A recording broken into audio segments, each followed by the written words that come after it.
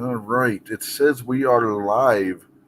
Welcome to another edition of This Week Unloaded. Yes, we are back, and this is episode number 98.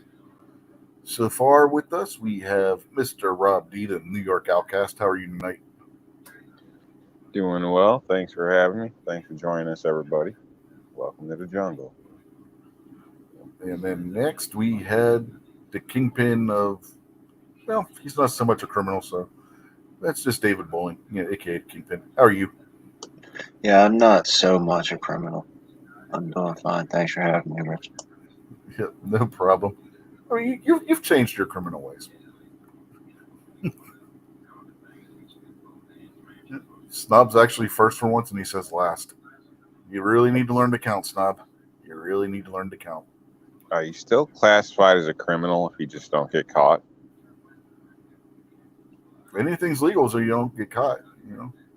It's when you get caught that it becomes illegal. Only by the person that you rob or do a criminal activity to. Yeah. And by the way, the views and opinions of this panel reflect the views and opinions of this panel only, and not law enforcement.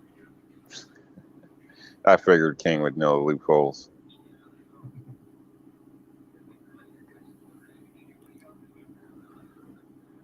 Anyway, you guys know about what's been going on over in France.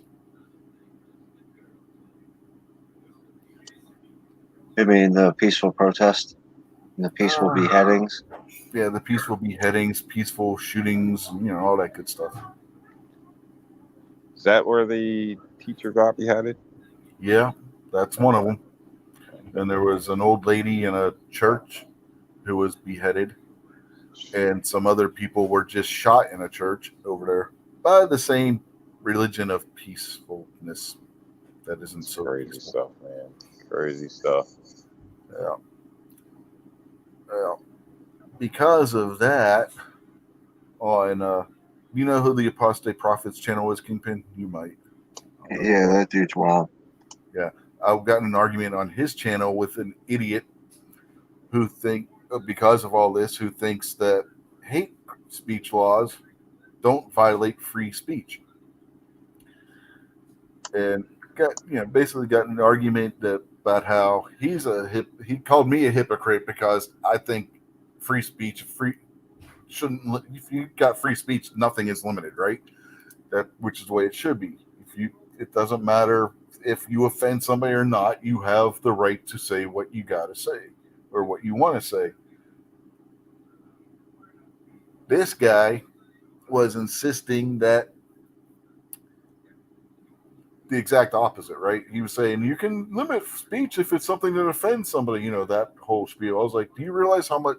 And he's like, you called me a hypocrite. You realize you're the hypocrite because you're the one that's wanting to limit people's speech. He's like, no, I'm wanting to limit their hate. No, you're wanting to limit their speech.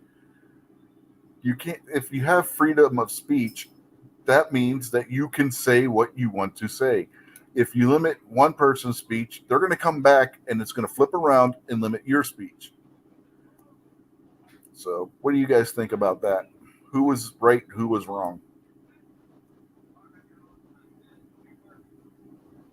Well, depends. Was this guy disabled in any way? I mean, were you picking on this poor guy, or? No. He actually started picking on me. I was Right, well, yeah. I made the comment basically calling the French president Macron a hypocrite, but in a nicer way. And he starts going on about how about the hate speech laws being good and everything. I think it's pretty simple and self-explanatory. I mean, freedom of speech. So I don't know how any limitations would be technically constitutional. Obviously, you can say whatever you want at certain places. There may be a consequence to that, but you still have the right to say it. What about at least you, in my opinion? No. What about you, Kingpin? What do you think on that? As far as you arguing with somebody on the internet, so be it. I don't have a problem with it. And if I got to choose sides, I'm definitely going to choose you over some dude I don't even know. So whether you're right or wrong, I'm riding with you. The whole reason that the Muslim rapist terrorists are doing what they're doing in Paris is it was the 1 year or 5 year anniversary of the Charlie Hebdo attacks. So what the people did is this big building like this with an arch or whatever in it. I don't know exactly what it's called. This real big famous arch in France. What they did was they projected all over the side of that building a whole bunch of those Charlie Hebdo drawings, which was defamatory toward Jesus, towards Jews, toward everybody. They just took a shot at everybody because that's what they do. You know, they're not a satire, but they're not afraid to make fun of anybody. So Muslims were on there, all of them, and that's what caused the really peaceful, really reasonable, really civilized Muslims to start cutting old ladies' heads off.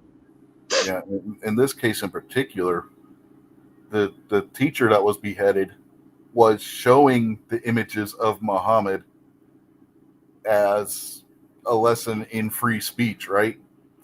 One of the students complained to their parent, and next thing you know, Wacko is going into the school and beheading the guy. And it was off to the races from there.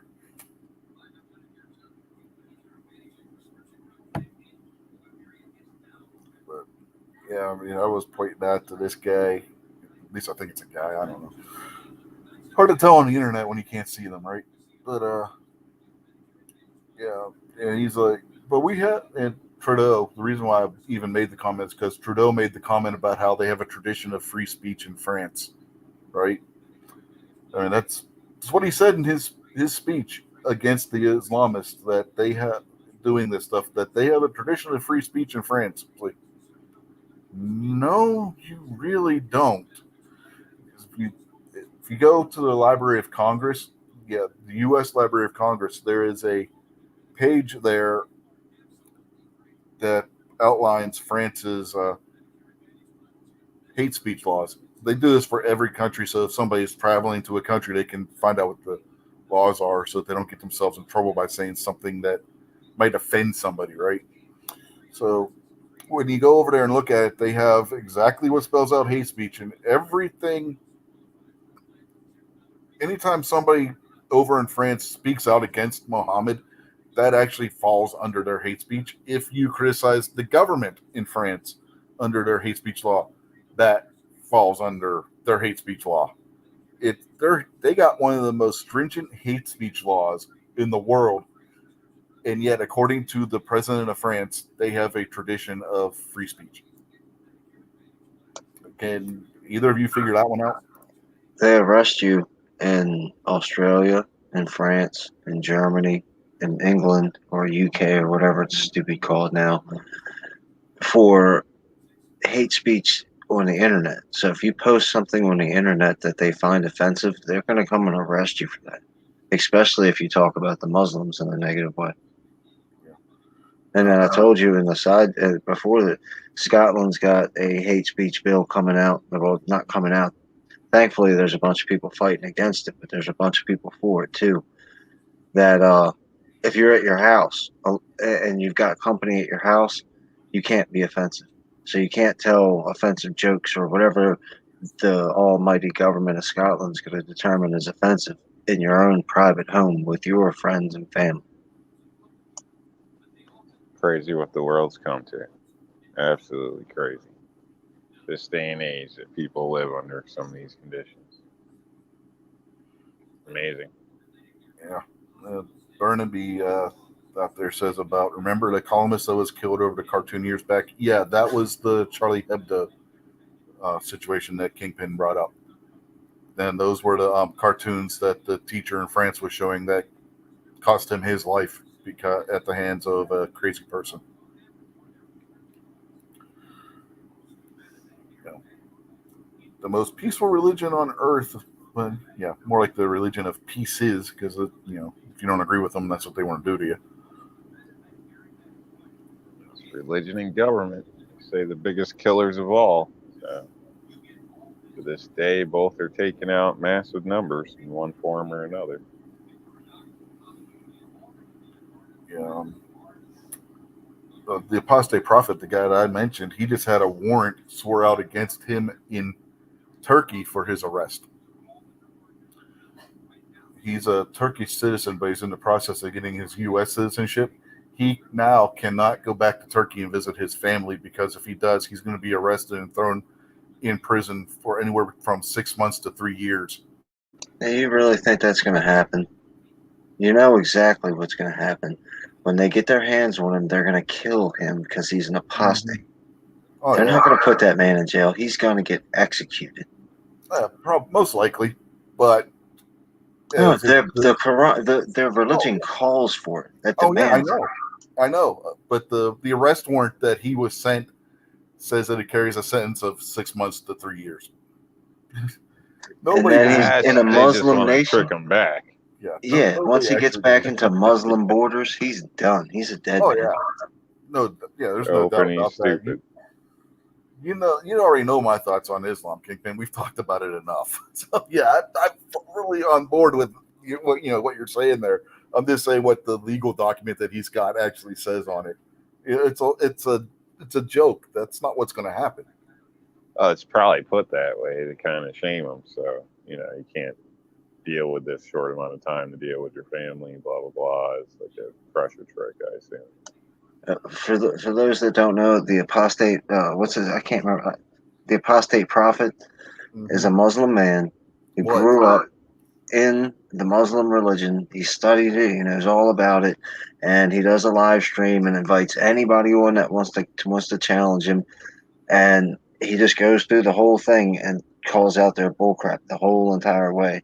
So it's not like some right wing Nazi that's just picking on Muslims out there. This guy's the real deal. Yeah, he knows exactly what he's talking about. He's like I said, he's a Turkish citizen. He grew up in the faith, and he started losing his faith in that when he was a teenager. And it finally got to the point where he just walked away from the religion. And like I said, he's in the process now of becoming a U.S. citizen. He's almost completed, if I remember what he was saying in his latest video, the process. I think he said he's got a couple months yet, and then he'll have his citizenship. Basically, he's going through the same thing that Scotsman did.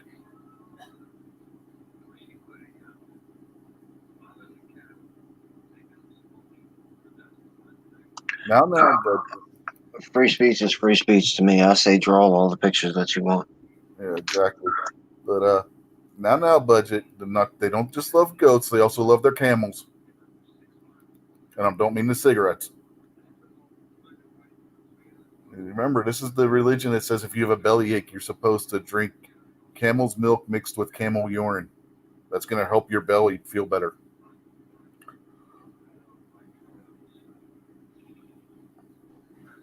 It's funny.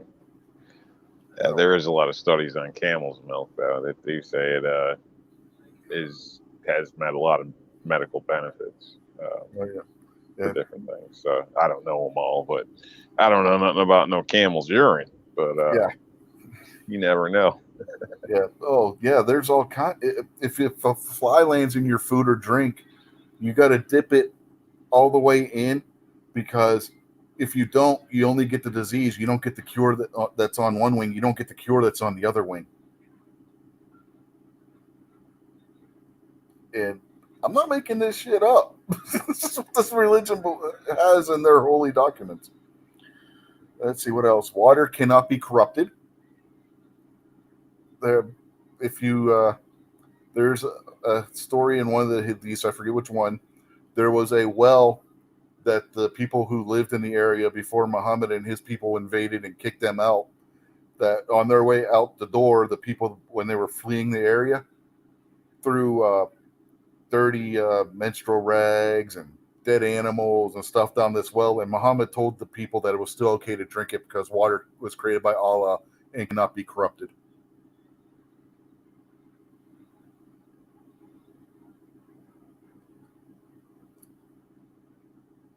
This is science according to Islam.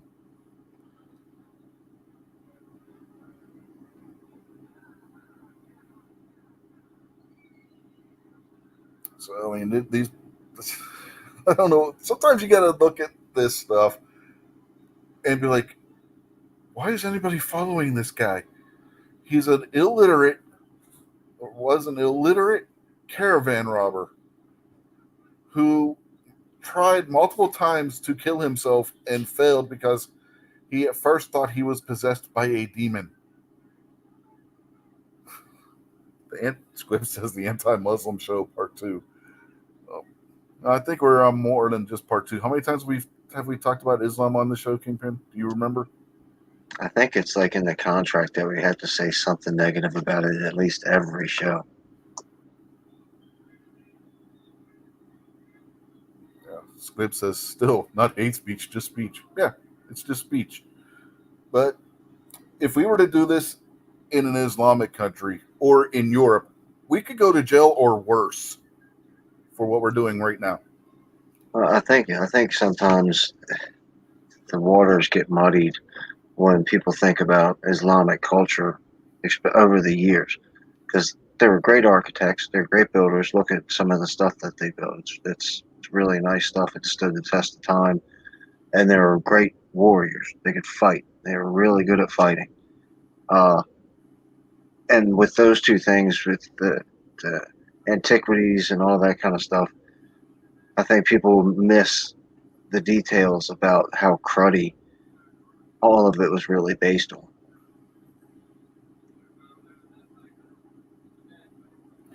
Yeah, they also had a tendency to take over things that other people had built too. Well, I mean that's human history. I don't really fault them for that, because that's the same thing with like the people saying America's stolen land. Show me an inch of earth that isn't stolen from somebody else, and then we'll start right there. Yeah. But I'm talking about things like the Kaaba. You know what the Kaaba is? But yeah, The big black stone that they do their little walk around door in The Hague that's covered in bird poo.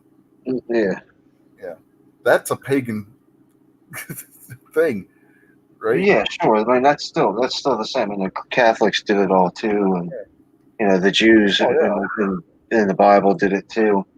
What if I'm gonna come and kill you and take over your city? Why should I destroy all the buildings? Why don't I just turn them into what I want? So I mean, it makes sense. You take over their infrastructure and make it yours. Yeah, the best part about the story of the Kaaba, Muhammad said that we don't pick on other people's religions, but if you look at the story of the Kaaba, when they took over the city of Mecca, which is where the Kaaba is, it was there's little holes in it because they would have idols in there. Muhammad went in there and broke every single one of those idols, but yet they don't disrespect other people's religion. Well, you figure that over the past 1,500 years, they might have figured out how to settle their differences. Because I mean, their major difference is whether or not the Shia or Sunni. Whether or not Muhammad's direct heirs take over, or whether or not Muhammad's homeboys took over. I guess as generals, if you want to call it that. And 1,500 years, they're still killing each other. Well, hell, you got more than just the Shia and the Sunnis. There's like 10 different factions within Islam itself, and none of them get along with each other. Like if you look at Saudi Arabia, they're not Sunni, they're Safis. Iraq, they were Sunnis. Iran is Shiite. None of them get along.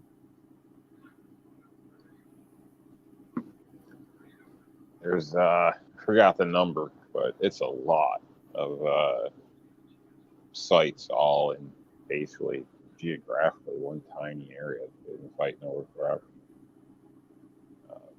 Yeah, try talking into the mic once in a while, please. Yeah, and like Squib says, if someone is offended, it's on them, not you.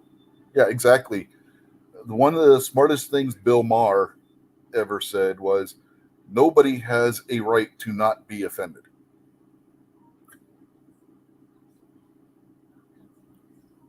he said that before he went complete and total left wing nut job.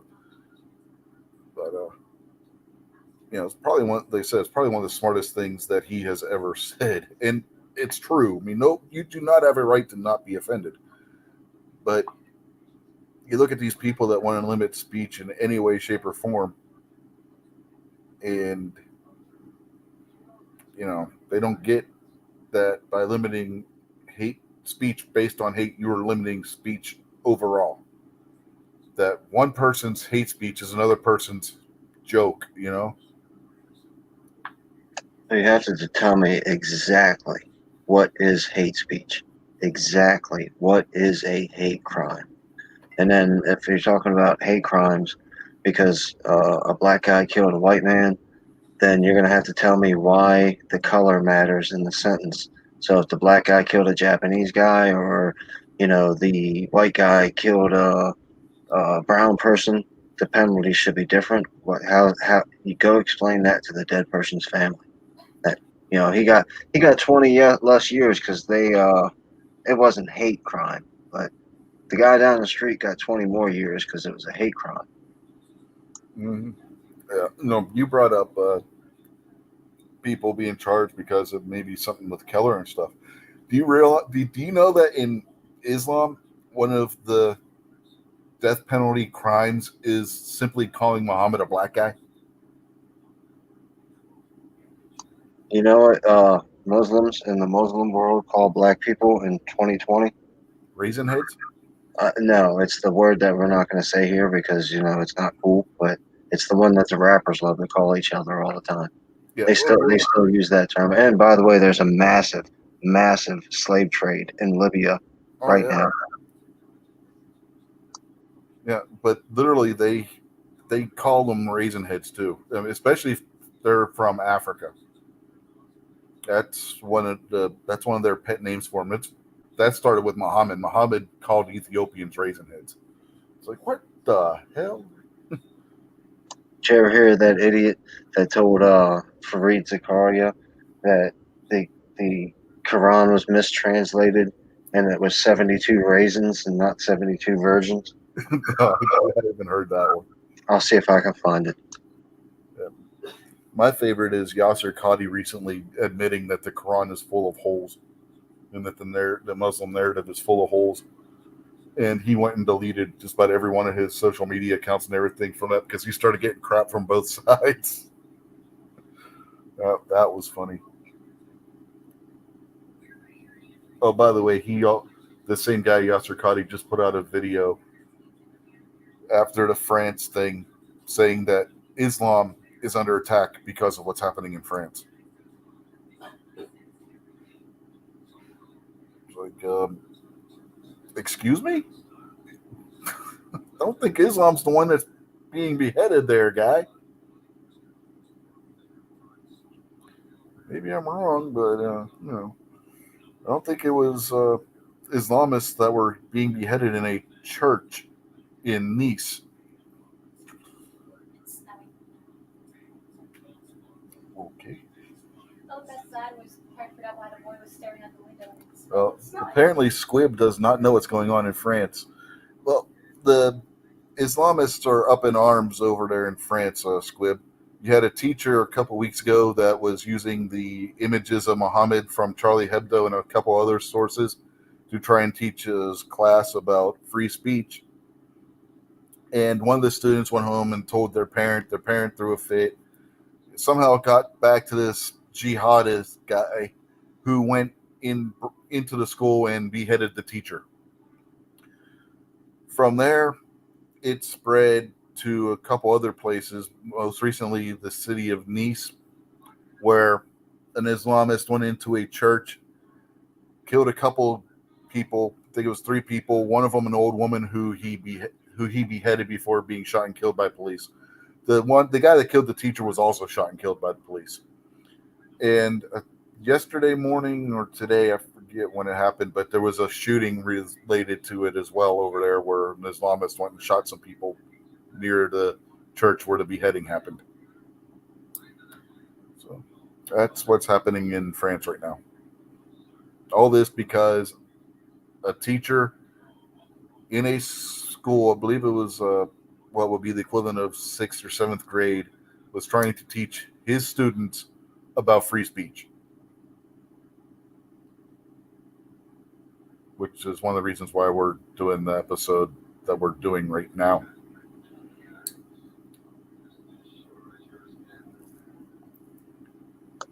All right, here we go. I got this. This is funny.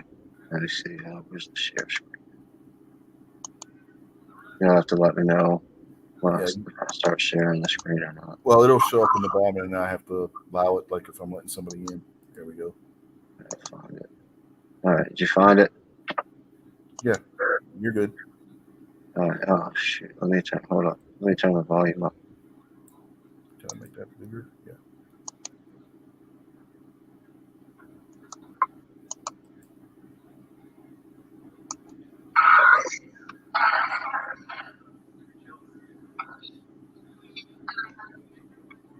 Yeah, again, you turn that up, can't hear the video. What? Can't hear the video. Okay, I got it full turned all the way up. Am I muted? No, you're not muted. All right, we'll try it again.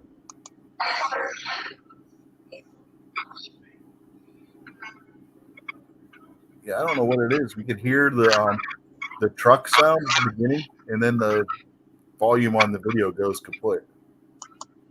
All right, well, I'll just copy the link and email it to you, and then you can try play it.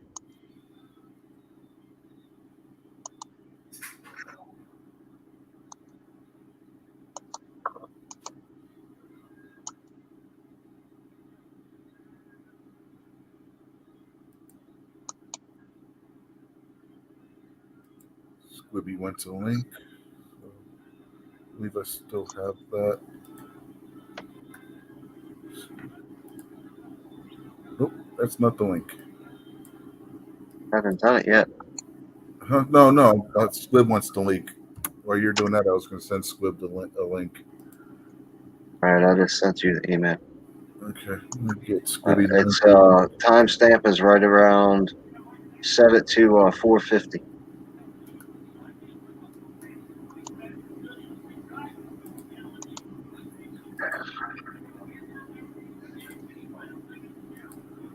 All right, Squibby, check your email. You should be getting that.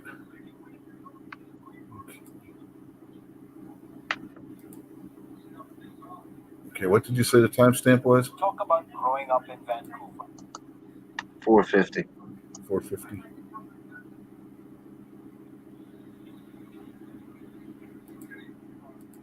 And Over here.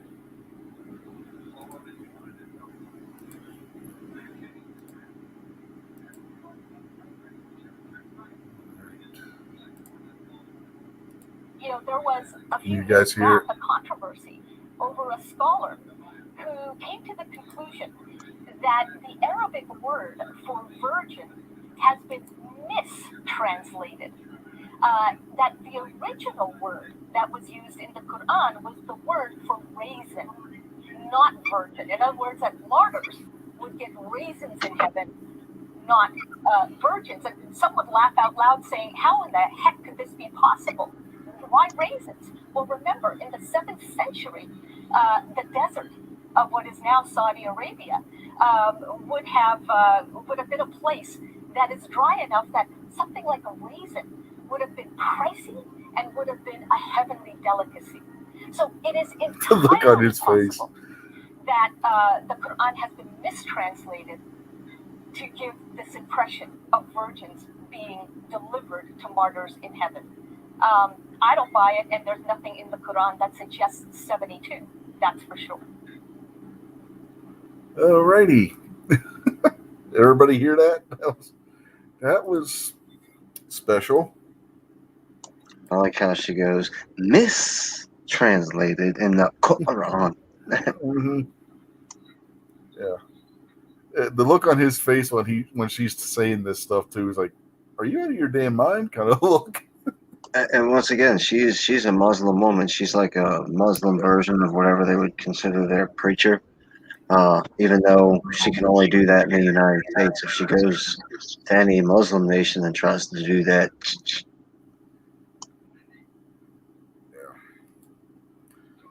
That's just insane. So, how are you tonight, Squib?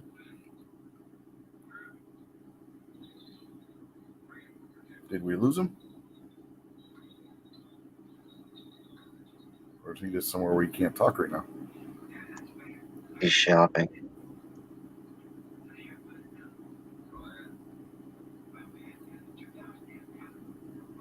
Bit absent-minded. I didn't have my mic ready. Oh. Got any reverb on it? I don't know. Yeah, you're echoing a little bit there. All right.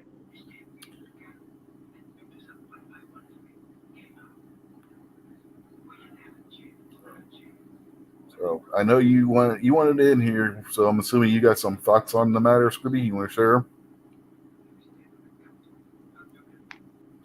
Got a little bit better, or am I still echoing? Let me see. Can I hear myself? Yeah, you are. Whenever somebody talks, it's coming through. All right. Just if I can fix it, I'll be right back.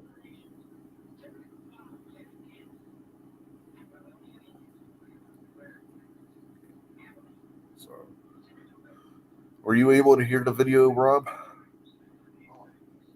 I was being spoken to during part of it, so I didn't catch the whole thing. Yeah. Basically, what this Islamic woman was saying was that the people have been misquoting or mistranslating the Quran. It doesn't say that you're going to get 72 virgins. It says you're going to get a bunch of raisins. And nowhere does it say the number 72 either. That'd be a bunch of pissed off people on their way up there then, right? Well, here's the thing. It never says that you're going to get 72 virgin females. All right. Is that any better? Let's see. Can you hear? Yeah, you're still echoing. What the hell? All right. I finally get StreamYard to work right, and I'm still getting an echo. I guess I can just drop out.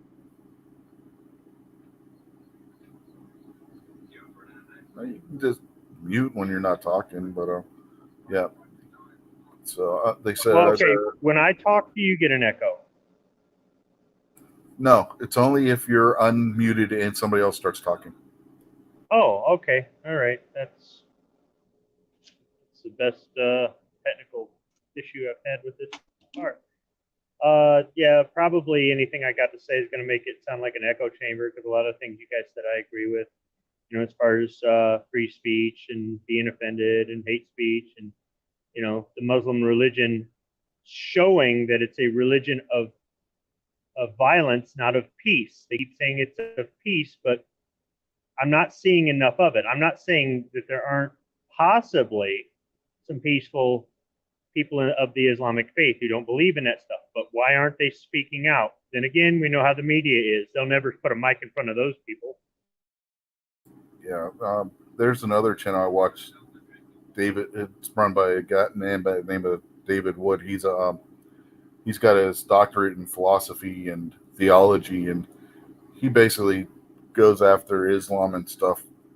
But one of the things that he keeps bringing up, because people keep wanting to use these hate speech laws to silence Muslims, and he says, no, we can't do that.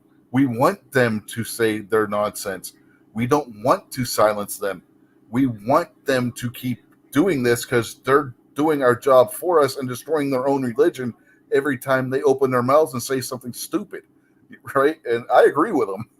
You know, no, we don't want to silence them. We want them to spout this nonsense. Well, that's the crux of the whole matter. And censorship is they want to censor us. We'll go with the them and us theory. They want to censor us because they don't want other people to hear what we have to say.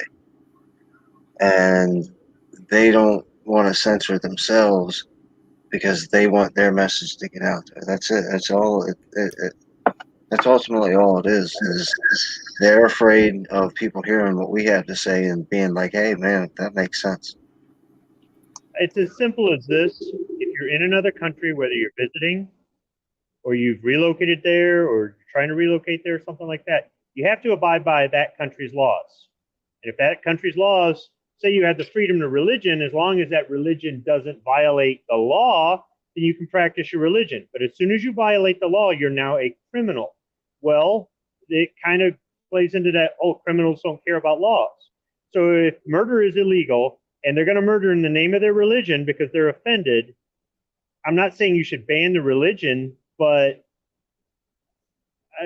I don't know how they're ever going to get anybody to really believe that they're a religion of peace. When we go over to their countries, for example, like when American women in the military are on the Saudi Arabian Air Force bases, they have to wear a hijab. They have a military issue hijab for them to wear because we're honoring that. It's not part of the uniform. It's not worn over here per se, you know, but they do it because they're in that other country. Even though we're invited over there to train and work with their military, we provide military support to them, et cetera, et cetera. So if we're going to do that, then when they come over to our country, or in this case, these guys going to France, if they don't like the fact that France allows somebody to show a picture of their prophet or whatever, too damn bad, then don't go to France. But you got all these, you know, leftards out there that are probably siding with these idiots, right? Tell me the difference between the Democrat Party and Islam. Okay, I'll give you the first one. Obviously, the Democrat Party doesn't really believe in God per se, but so take the God part out. I'm just talking about the fundamentals. The Democrat Party would enable violence in the name of the Islamic faith, saying that if you disagree with that, then you're a racist or a xenophobe or something like that. And they would justify it the way they're justifying these rioters committing crimes by calling them peaceful protesters. So I don't really know that they're the same, but they would enable the crime, in my opinion. Well, that's what I'm talking about. They enable pedophilia. Muslims are pedophiles. Man, let's face it. Muhammad was a pedophile, no matter how you want to look at it. I don't agree with you on the whole Muhammad thing there, but you know, No, Muhammad was. Muhammad raped a 9-year-old girl, and he thought he was being a stand-up guy by waiting because he married her when she was 6. Yep. Right, but what you're doing, wait, stop. You're doing exactly what the Democrats do.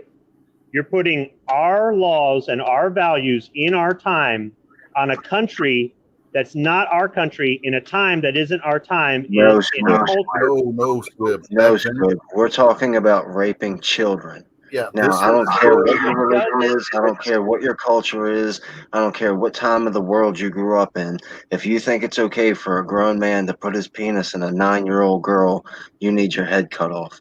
At that time, it was still illegal to have sexual relations with a girl who was prepubescent. And when you read in Persia or wherever the hell he's from. Yeah, even there. That was one of the major things that people had against him that wouldn't convert to Islam, who he ended up wanting to kill and everything, because of when he married Aisha, who is said to be the mother of the faithful. She was 6 years old when he married her. He had sex with her when she was still a prepubescent girl. And the Quran and the Hadiths all say that she was not pubescent yet. The Muslims will say, no, she was actually 18. But if you read the actual documents and such, it tells you right there that she was 9 at the time of consummation. And you know that she was prepubescent because it says that she was still playing with dolls. In the Arab world, once a girl reached pubescence, they were no longer by law permitted to play with dolls.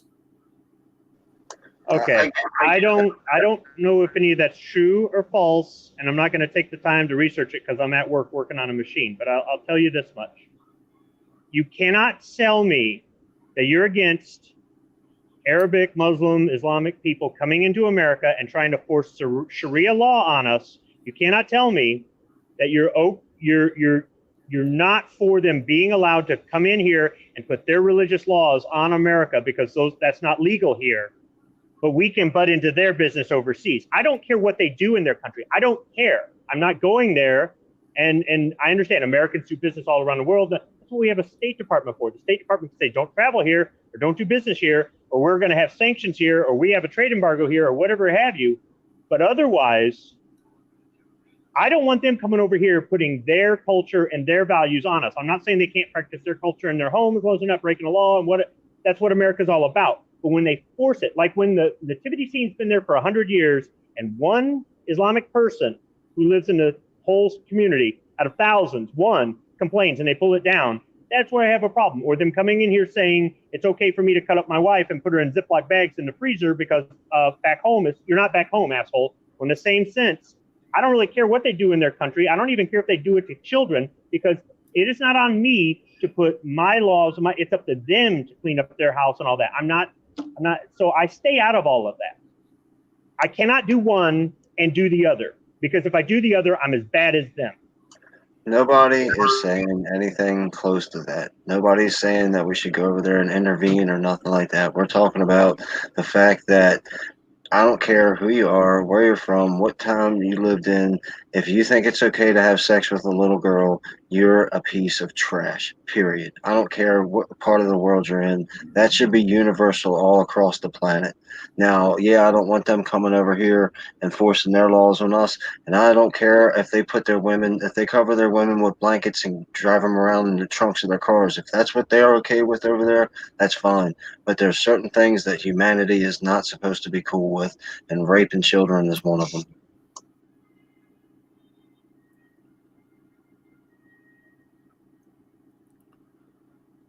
Yeah, that's pretty much it. And like you said, I mean, as long as they're not coming over here trying to do that here, problem is you do have people that want to come over here and do that. You have people over here that defend Muhammad, saying that he wasn't a pedophile when he was. I mean, we have their own religious text telling us that he was. I'm not saying that it should be banned. You know, they're gonna do it. They're gonna do it. But I'm not. I mean, the Quran is what I'm talking about. But yeah, don't ban the Quran. Keep it out there, right? But you go over and you look at what's going on right now in France as far as in reaction to this. You got people that are wanting to ban Muslims from being in the country, period, and stuff. As long as they're practicing their religion in a peaceful manner, fine, whatever. You know, and spout your nonsense. Go ahead. I don't, you have that would be their right to free speech to do so. I give the French 2 thumbs up, because when I saw the images of them posting all that stuff all over that building, I like Jesus. Jesus is cool with me. I'm not going to get into it right now, but there was offensive drawings of Jesus all over the place, and I didn't care, because that's okay. I get it. I understand that if I'm cool with Jesus, no different than if I'm cool with Donald Trump, or I'm cool with Glock, or I'm cool with Bubble Yum. Somebody's going to not like that, and somebody's going to talk trash about it. So I get it. That's one of the things to deal with. But so I think France showed some balls for putting it up there. Yeah. Well, if you go on eBay here, you'll find crucifixes on eBay that are submerged in jars of urine. But if you try and sell something on eBay that does basically the same thing to the Muslim faith, they're going to take the auction down. Well, that's the difference in the two. If you want to just real quick, Muhammad said, if anybody talks trash about me, go kill him. Jesus said, if anybody talks trash about me, love him.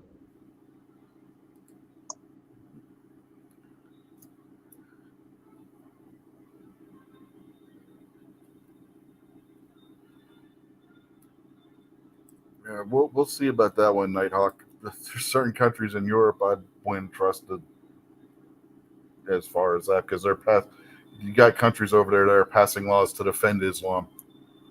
So France, I think, is starting to wake up. I mean, is he aware of the fact that there's 3 peace deals been signed with Israel in the past month?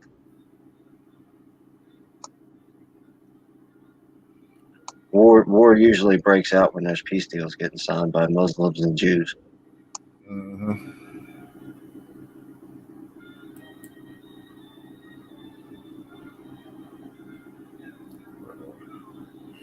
What was that? I believe they had a ceasefire last week that lasted about 20 minutes. Yeah, it's usually about the typical length. But we lost Squibby.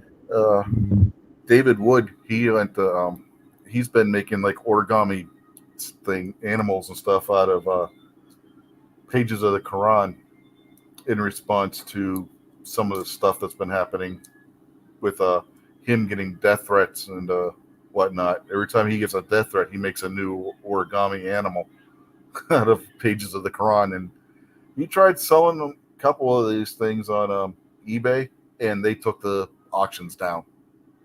But it's okay to have jars of pee with the crucifix in it, according to eBay. You know, but they're a private corporation. They can do what they can say yes or no, but it's still kind of ridiculous if you think about it. That's all kinds of that SJW mix up in them, because they're afraid that if they let their platform say something or do something defamatory toward Islam, that they'll be attacked physically. But they're also afraid of what'll happen with the Twitterati and the whole Twitter sphere. Oh my gosh, you like totally let that thing go on your internet site. I'm offended now, and they don't want to have to deal with that either. That and their general hatred for Christianity and Judaism.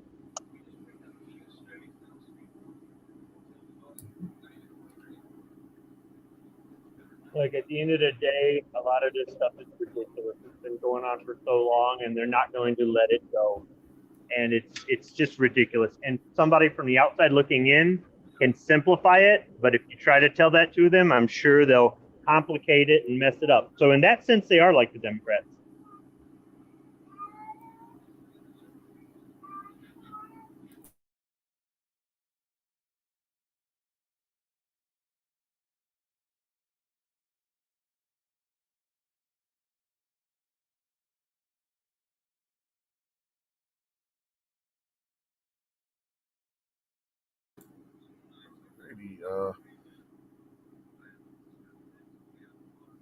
I don't think SHOT Show is canceled because people having their feelings hurt. I think that was because people are stupid and think that coronavirus is worse than what it is there at Nighthawk. The governor of Nevada had a lot to do with that, I guess, from what I heard from all the scuttlebutt. The thing is, SHOT Show being canceled is not the end of the world by any stretch of the imagination, although some people think it is. It's not going to affect anything. It's going to affect a few people's ability to make a whole bunch of videos in 1 week and maybe try to make some deals that are going to fall through anyhow. But what do I know about that? Go ahead, Rob. I was just going to say, I would think the industry could easily do the same thing and do the same thing as far as advertisement of their newer products. So as far online or anything else. But obviously, it's probably nice for people to actually sit down and speak to somebody, completing business. It's always nicer in a sense, but it shouldn't be a deal breaker, I wouldn't think. Yeah. One that irritates me is they closed down the Great American Outdoor Show next year. That was, my wife and I were already making plans to go to that again, because that was more for the consumer than the industry itself, and you could go and check out the new stuff yourself. It was open to the general public, unlike SHOT Show, which you have to get an invitation to go there. But why don't they do this? I mean, have everybody sign a waiver. Sound familiar, Outcast? And if your employer requires you to go to, if your employer requires you to work SHOT Show, have some sort of protection to say if you think it's gonna, endanger your life and get to the crowds, then they can't fire you if you say no, I'm not going to go work SHOT Show, because they have the employees go down there. They don't always hire models. I mean, sometimes they do, sometimes they don't. But the whole point is that you could make it where somebody doesn't have to be in fear for their job if they say, I'm not going to a place with 50,000 people in it. That's not what I do on a regular basis. If you do that every day as a regular job, then you're SOL. But have everybody who wants to go sign a waiver. And those who don't go, those who actually believe this bull, they don't go. That's less people. But I mean, it's as simple as that. How hard is that? Yeah, waiver's a great idea, and for some reason that didn't work. That state, everybody loved that. Supposedly loved the online rally. We'll do an online shot show with the industry, and they send you some type of code or something as your invite. You can still check everything out. I don't know. At one point during all this nonsense, the mayor of Las Vegas said, "Why don't we reopen Las Vegas? We'll be the test for the rest of the country. I'm willing to reopen the city." And the governor told her, "You can't do it." And Las Vegas is the biggest city in Nevada, and there's a lot of open desert and government land in Nevada. It's not really, I mean, that's where the greatest portion of the population is. But without the people coming in, that place will dry up. They've had issues in the past, and they've had to bounce back from it, from lack of tourism, et cetera, et cetera. But I mean, if she's willing to do that, unless the citizens are freaking out and saying no, recall the mayor, let them do it. Well, you have the same thing in Pennsylvania with the Great American Outdoor Show. It's Governor Wolf that's saying they can't do it because he put a limit on how many people can be assembled at any one time. Just use all of this. This is just one more domino for everybody that, all of our friends are different. We have these conversations all the time, but for the military arms guy, if he starts realizing, and I'm not saying that he does, that's the first name I thought of who might be at SHOT Show, sees all of this is messed up because of coronavirus. Why can't we move, like G-Webs mentioned, why can't you just move SHOT Show somewhere else? And I think it was Gary that said something about it. There's states out there that if you leave your state and if you leave Virginia and go to Kansas, when you go back to Virginia, you got a 14-day quarantine. And a lot of people aren't willing to do that. So hopefully this puts a lot more of a spotlight on what we've allowed to happen to us because of the coronavirus. All of this is because we reacted to pretty much the way they wanted us to, I guess, over the whole coronavirus thing. And there's still a whole bunch of people out there just recently, put your mask on. Yankee Marshall said, put a mask on. So hopefully this will just wake 1-2 more people up to all of this has got to stop. Until we make them stop coronavirus us, then forget next year's SHOT Show too. Yeah, well, to answer your question there, Nighthawk, I don't have the answer to that one. You'd have to ask the NRA. They're the ones that listened to the governor's order and canceled the Great American Outdoor Show. The only other choice they had was just like do Donald Trump. Minnesota was like, you can't have more than 250 people. Donald Trump said, we're going to go and see what happens. And what happened? Thousands of people showed up. Now, are they going to go around and give all those people fines and quarantine? I don't know what's happening in Minnesota right now. But is the NRA willing to send 1,000 people or 1 million people or whatever goes to SHOT Show and take the chance of ending up in court? Who knows? Yeah. Well, Pennsylvania, if you go outside your home, you were supposed to wear a mask by the governor's order. There were people all over the place that Gettysburg walking when we were there, walking around without masks on. Nobody was enforcing his order. For President Trump, they got a waiver thing that you sign up due to COVID, just like that festival. Basically, anybody can go. You click on, fill out the waiver. They get there at 11. It starts at 2. Is what they're saying. So it seems like they're expecting a lot of people to show up, and I believe that's Wolf's territory as well. So. See, here's the thing. Fire Festival was supposed to be a no by Wolf, but we didn't have any. There was police when as soon as you drove up, that's how you knew you found the place, because all the damn police, and they were just waving you in and waving you out. If you defy the order, if you decide we are not going to follow this order, and there's enough people, or even if there's just one person, I don't know. I guess it depends on the state. I went to Myers this morning, which is like Walmart, but 1,000 times better. And I didn't wear a mask and nothing happened. And then I went to Walmart and didn't wear a mask and nothing happened. Then I went to Kroger and didn't wear a mask and nothing happened. It's your state. Wouldn't Then happen. And hold everything here. Oh, but nobody will come here. Yeah, no, they got so these two police officers, looking like they're ready to rumble at the door of Walmart around here. So I don't go in, but I drive by somewhat recently. So, you're not getting in the store without a mask, basically. So, or going through the spiel of some type of medical condition or something like that. And I believe they're even offering to have somebody go get what you need for you to keep you out of the store. So it's crazy. I know CVS, the cops were called the other day because somebody was in there without a mask, and supposedly the manager of CVS ended up telling the officers, like, well, it's not against the law or whatever. And the cops are like, well, you just leave that to us, apparently. But the person already left, so that turned out to be a close call for whoever that was. But yeah, they don't play around with that here. Not in the city. You go out, the one gun shop I go to, you walk in with a mask and they look at you like you got spots, like you're a leopard or something. But anywhere around the city, good luck. Here People here ignore it. The bars are supposed to be limited, they're packed. Restaurants limited, they're packed.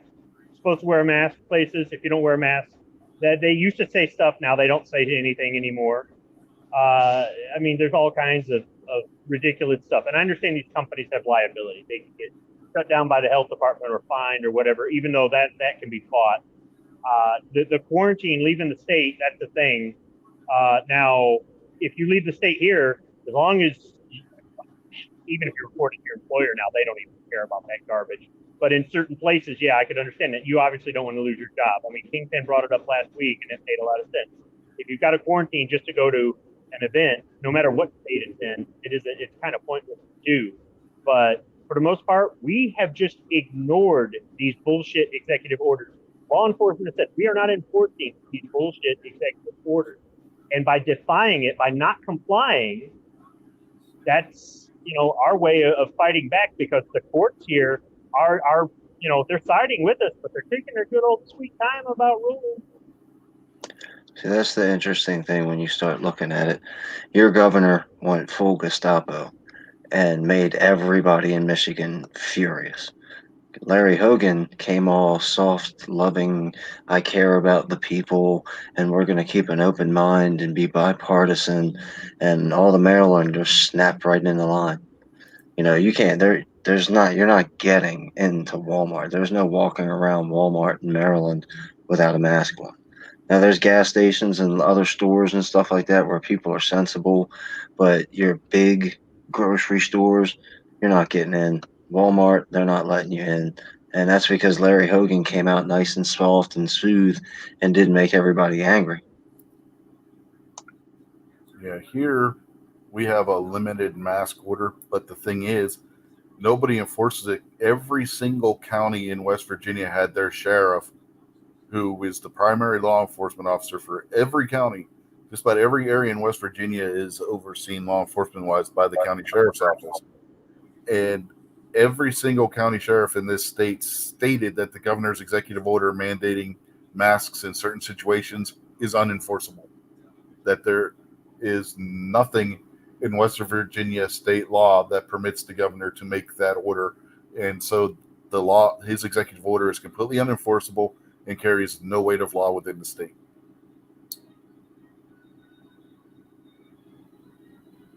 Yeah, if you go into stores here, most people are wearing a mask. But there are people, for a while there was about half the people. Then more and more people started wearing masks. And eventually, now it's more people wearing masks than not. But the thing is, if you don't wear a mask, nothing happens to you. And on occasion, I'll walk past somebody wearing a mask and they'll look at me and they'll rip their mask right off because they're like, oh, if he can do it, I can do it.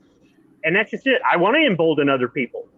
Do not comply. Do not comply with this horseshit. On occasion, I'll get a dirty look, and I already made a video about that. I know who they voted for, but for the most part, I don't get any sort of problems. I had a problem when this first started with the UPS guy. The post office. I've been to the post office numerous times, and there's signs all over the place. They have never told me once to wear a mask. But the UPS place, the terminal, the guy freaked out on me. And it's like, whatever. And all the other things he did that were absolutely pointless. It's like your mask doesn't do anything when you're doing all these other, but try to explain that to somebody. So people here are afraid that they'll get told not to come into the store, or that they might get ticketed or fined or something else like that. Or they don't want to put the burden on the store of them getting a visit from the health department. But the reality is, unless somebody reports them and the health department happens to show up and they're actually in the process of violate, even then the health department may not do anything. But nobody really does that. And there have been enough people stabbed or shot over this that maybe people have thought, and that's not a good thing that somebody died or was injured because they told somebody to put on a mask. But because of that, maybe some people have gone, I don't want to be the next person to get stabbed or shot. So they shut their mouth. But for the most part, you stay out of my business, I'll stay out of yours. But I like to encourage other people to openly defy these orders that the Michigan Supreme Court has said are unconstitutional. It's as simple as that. And law enforcement has said they are not going to enforce. They don't have the manpower. Besides that, what are they going to do? They'd literally be putting a couple hundred people a day in jail over nothing. I mean, if they're going to legalize marijuana in my state, now they have lots of free jail space, but still, do they really want to? No, they don't. Some of those guys, they don't even believe it or care, but they have to do certain things because it's their job. And I get it. If you go to work and your employer says you've got to put this damn thing on, I'm not being critical of you. You have to put food on the table. I get that. I'm lucky. I work somewhere I don't have to wear one.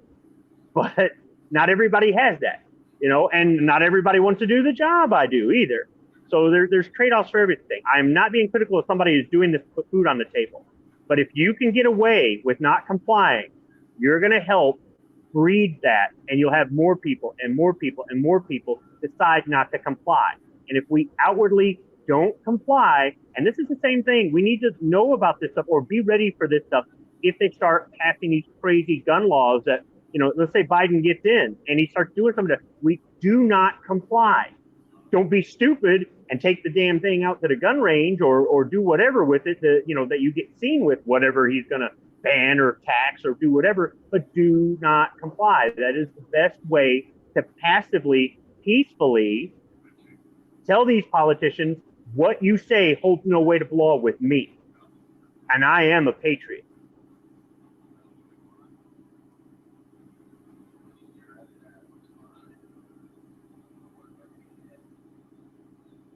I just completely lost my train of thought for a second. That's all I wanted to say. I forgot what it was. Oh man, it's one of those days. Let's see what people out there in the chat are saying. Well, we got a question for Squibby here. So let me put this on the screen if I can find it again. No, it hasn't showed up on the StreamYard side yet, so I can just read it then. Where did I put my YouTube chat? There it is. Yeah, Nighthawk wants to know if do you think they actually think they want you to comply, Squib? I don't understand what he. I think he's saying, do you think they actually want you to comply? The governor, lieutenant governor, all those other people? Yeah, of course they do. Yeah. All right. He might be meaning, I don't know, because this reminds me of the conversation we had the other day here. Or could it just be seen as a tactic to basically make you a criminal and work you out of your rights in one form or another down the road? Expecting you not to comply.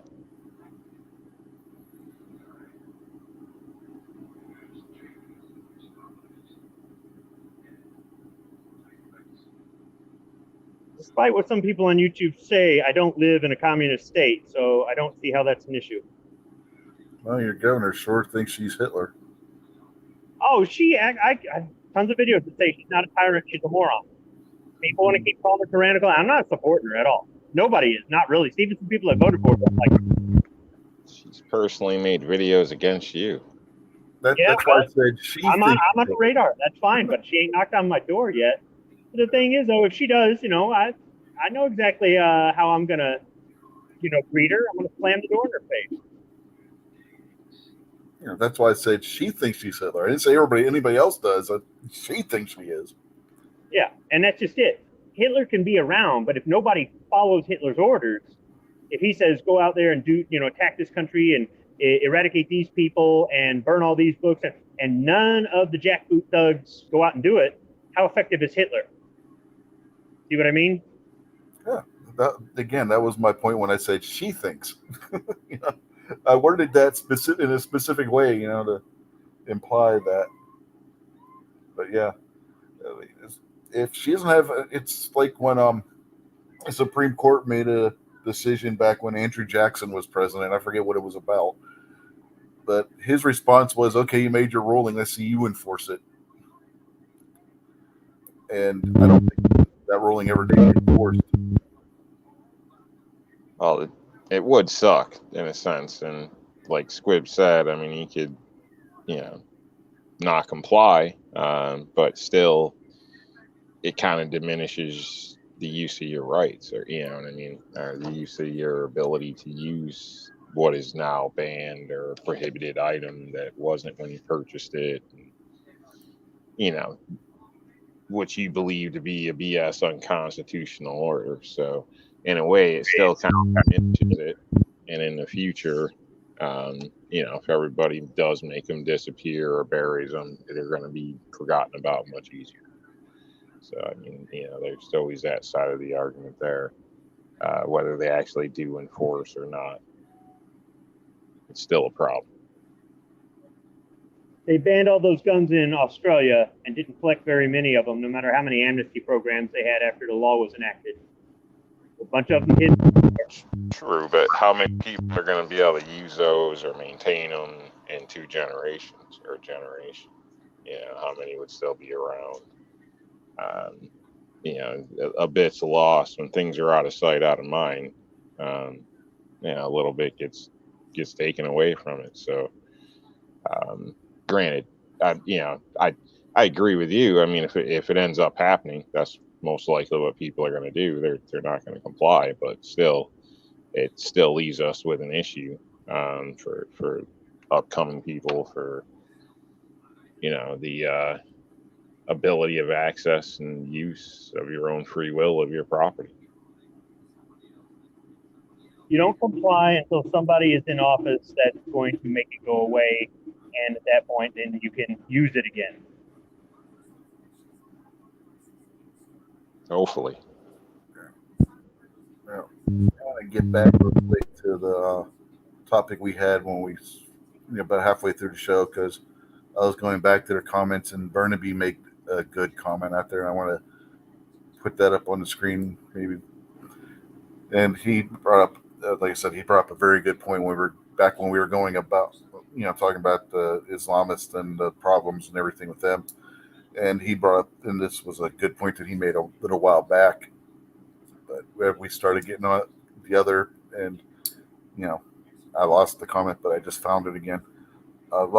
He said, a lot of these people don't want to assimilate to the country they went to. The slap in the face in these countries took them in with open arms. And he's right. You look at what's going on in Minnesota right now with, what's her name, Ilhan Omar, and the Somali population there. A lot of the people that rioted in Minneapolis were people of Somali descent. I think we talked about this a couple weeks ago, how Ilhan Omar keeps getting elected. It's because she's representing the people there. I mean, and by representing the people, I mean she's representing the Somali population in that area. Under Obama, and Clinton before Obama, they brought in a lot of Somali refugees that settled in the Minneapolis area. Did you watch the Project Veritas videos on that? Probably, but it's been a little while since I remember. I'm trying to remember what all. The long and the short is they got some thugs going around forcing people to give up their elections or give up their votes. Yeah. Yep, and Ilhan Omar's people are all over it. Yeah, I know what you're talking about now.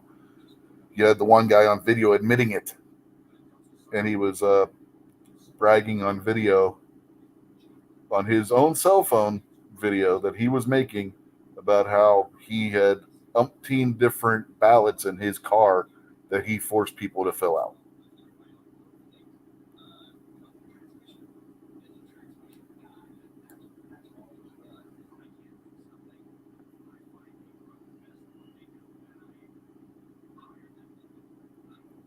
Anybody else have any comments on what Bernabe said?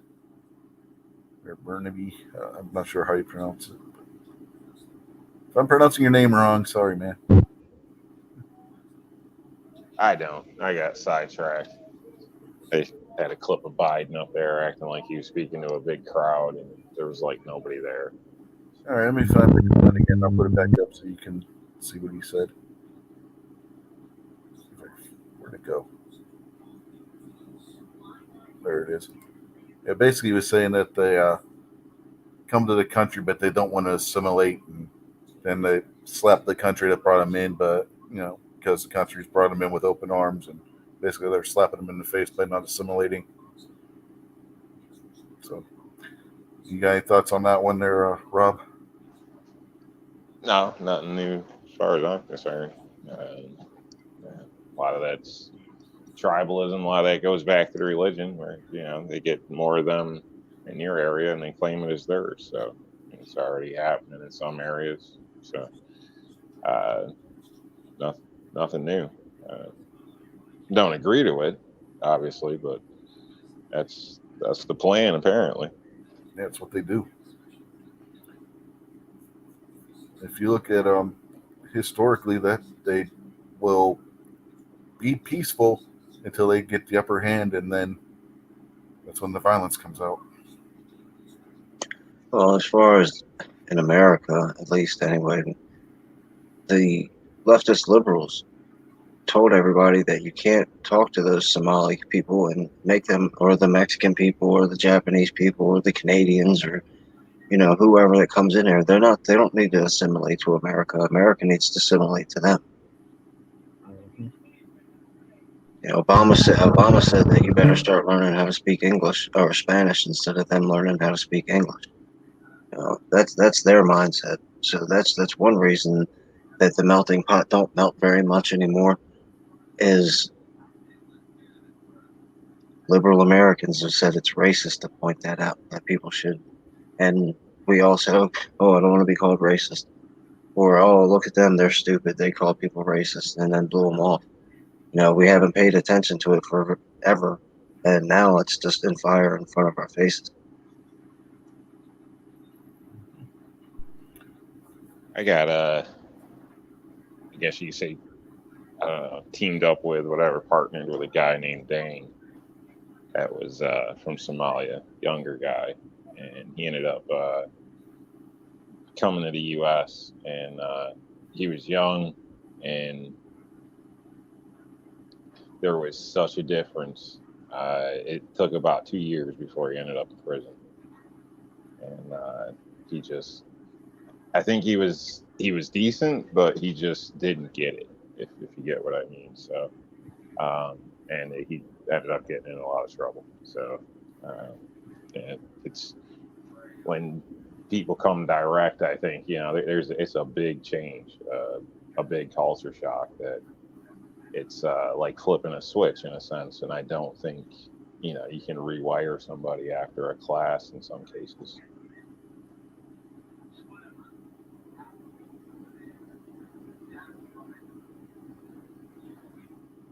I don't know.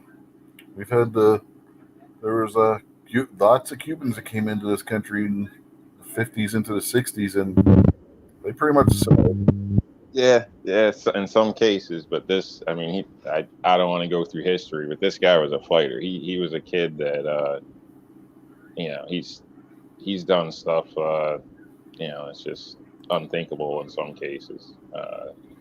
And to expect him just to fit in, no problem, regular 9-to-5 job, people, speaking to you like they can't be touched and things like that. It's just it's a total different world. And like I said, it took about 2 years before he was in prison. Last I heard. Well, I mean, that's also the thing. Nobody's demanding every single immigrant snap in the line right away.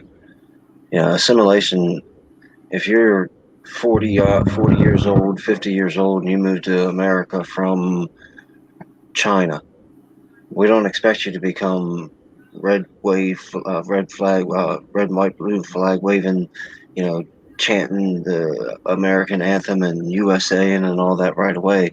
But your kids probably should be that way, and their kids should definitely be that way. That's how assimilation works through the generations. I mean, I don't think anybody expects somebody to, pardon the term, fresh off the boat to throw on an American flag hat and start saying the Pledge of Allegiance the first day.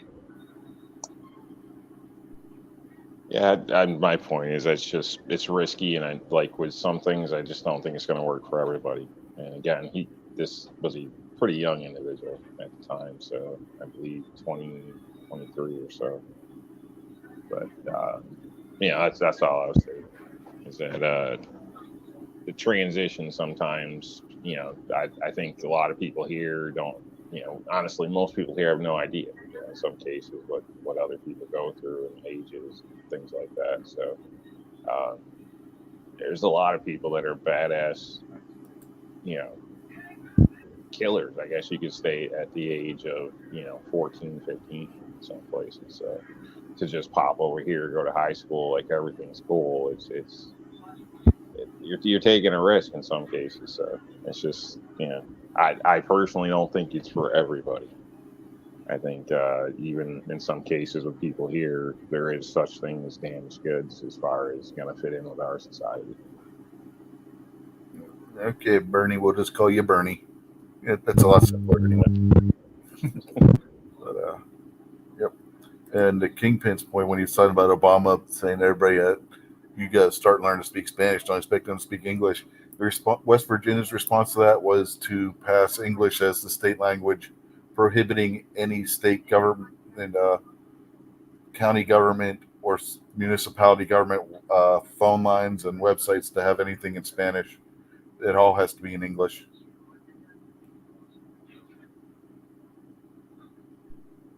I'm not saying we should be reading other languages and stuff. Honestly, things here should be posted our way and things. And that's, it's not my point. I was just pointing out, like I said, I think it's a risky proposition with this in some cases. And I'm all for legal immigration. We have restrictions against stuff like that. That's why we have the term military age men, and military age men ranges from, depending on what country you come from, but mostly from, I think, what's it, like 16 to 28 or 16 to 35 or something like that. So we don't just open a door to just anybody who wants to come in from anywhere. That's one reason why we got to have even stricter restrictions as far as immigration goes.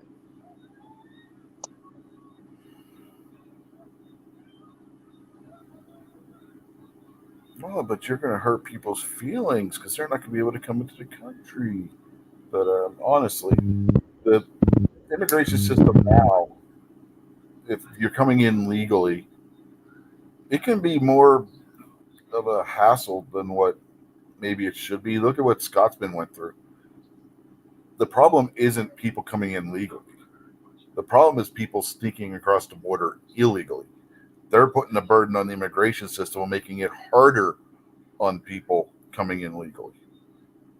Well, one of the bigger problems is it's something that's a lot easier to fix than people crossing a border illegally or smuggled in, because you don't know that they're there until you find out that they're there. Is people who overstay their visas. People who get permission to come here and go to school or work or do whatever, and then they just never leave. It's not that hard to track those people down, I would imagine. The problem is once their visa runs out and they move from the address that's tied to their visa, you have no idea where they're at. Yeah, I mean, good point. Yeah.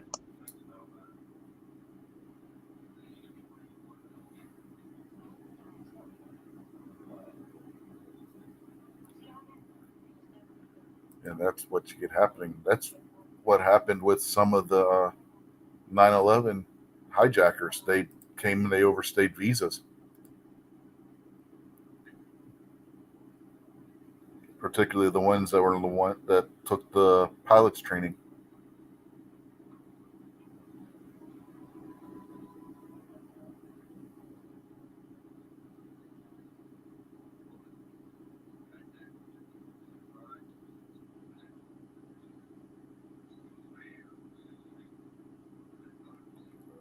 Let's see. Okay, Midnight hasn't sent his links out yet. We can go a little bit longer yet. Alrighty.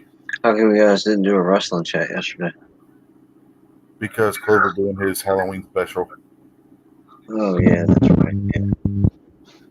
Yeah, Ellis and I talked it over and said because Clover was doing his Halloween thing where he does reads the Telltale Heart, does his little lawn chair pop thing every year. We decided to hold off until next week to do it, and we'll do a show next week.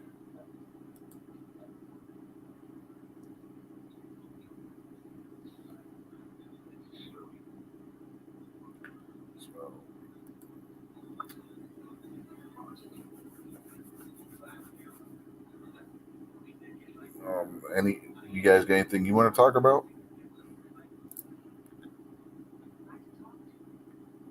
Any points you want to make that you haven't got to about what we have talked about? No, go ahead, Rob. You were gonna. No, I was just gonna say not really. I don't have much. So, but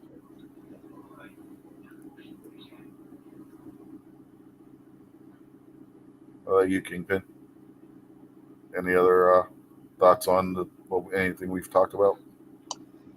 No, but I mean, I think it all wraps up in a nice little bow that you got to protect the freedom of speech. It's amazing where we went. We started out talking about freedom of speech, and we end up talking about immigration because, in some ways, shape, or form, it all ties together, right? Yeah, man. Go on Twitter and start typing stuff about illegal immigration and see what happens.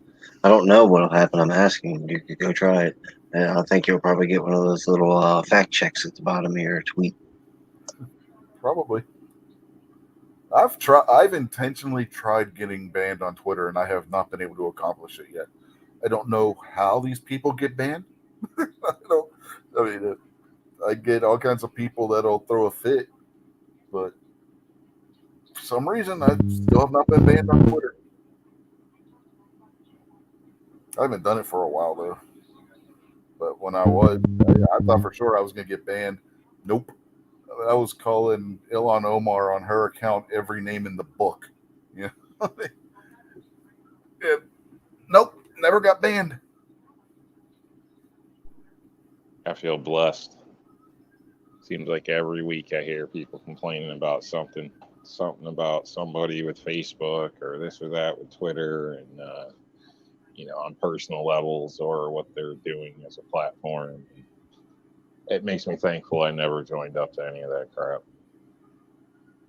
It's a shame, but it's private platforms and the way things are nowadays. Things are crazy, and it's weird, but I'm thankful. Doesn't really affect me, thankfully. The one thing I like about Twitter is I don't have a Twitter or a Facebook or anything like that, but if somebody puts something funny on Twitter, you can get a link from it and go look at it without having to sign up. So, if somebody puts or a good article out or something funny or whatever, a cool video, you can look at it and not have to sign up. Where on like Facebook, you can't. At least I can't. Anytime people send me Facebook messages, I tell them that I can't open them because I don't have Facebook.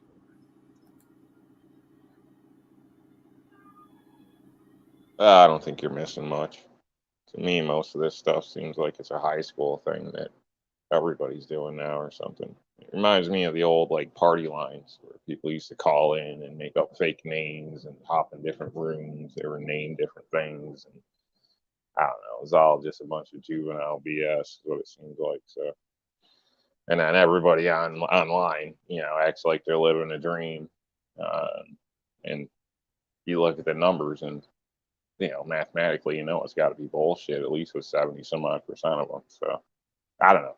I just never been one to advertise my business like that. So I see it as an invasion of privacy. So there's no point in me putting stuff up. And I don't care what you ate last night or, what your puppy did, honestly. So I got shit to do, usually. But to each their own. Or the fact that Zuckerberg calls you guys, what is it, dumb mother effers for using this platform. There's a whole lot to it, but it ain't for me. I still think that every time Zuckerberg gets subpoenaed to Capitol Hill, he starts looking more and more like Lori Lightfoot. You don't know who Lori Lightfoot is? That's the mayor of Chicago with her goofy ass eyes. Beetlejuice. Yeah. It reminds me. I remember the movie Grandma's Boy, and the dude that invented the video game that wanted to get robot legs. Did you ever see the movie Grandma's Boy? I haven't. My wife watched it all the time, but I've never actually sat down and watched it. All right, well, ask her to tell you about the guy that wanted robot legs, and she'll tell you it's funny. Trust me. That's the Norm Macdonald movie, right? I guess so. I don't know. I mean, I don't know. I don't know who was in it. I know she's watched it. I haven't. So.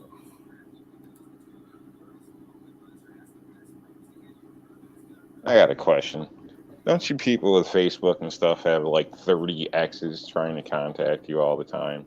I mean, I have a hard time just going out to eat in my town sometimes without problems arising. Doesn't that become an issue? Only if you want to be ridiculed. My brother and my wife thought it would be a practical joke to set up a Facebook account for me. And I didn't want that. They knew I did not like Facebook. It is the trailer park of the internet. And maybe a matter of days or weeks after the account was set up, my first wife sends me a message going, "Oh, hi, how are you?" And when my wife showed me that, I was angry with her, and she couldn't stop laughing at me. She thought it was funny. I go, "This is not funny. This is not funny at all."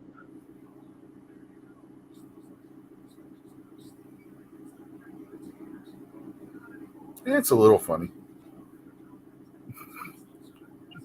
No, it's not. Yeah, it is. It's a little funny. Not a lot funny, just a little.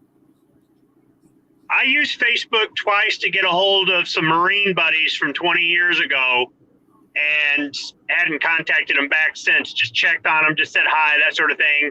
And I think we're friends, but I don't look at that Facebook thing, so I don't, I haven't stayed in contact with them. And then I used it once to get a hold of a ex-coworker just to make sure she was okay. I was just checking on her because I knew she was all over Facebook. And I had to have somebody walk me through how to use the messenger. I don't like it because everybody posts everything that they're doing, like what Rob was saying. And if somebody doesn't like it, they'll start posting something, and then before you know it, it turns into a feud. And because it's almost like texting or emailing or reading the comments. If you read it with a certain inflection, you might get a different message than what the person who typed it intended. Yeah, I just think it's funny that your wife and whoever else set up an account to troll you and got your ex-wife to respond on it. That's a little bit funny. Well, what I decided to do to get her back was to set her up with her own YouTube account. The only thing is she kind of likes the idea of it now. You created a monster.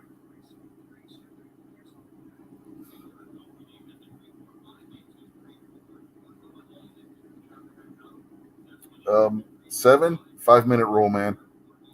Come on.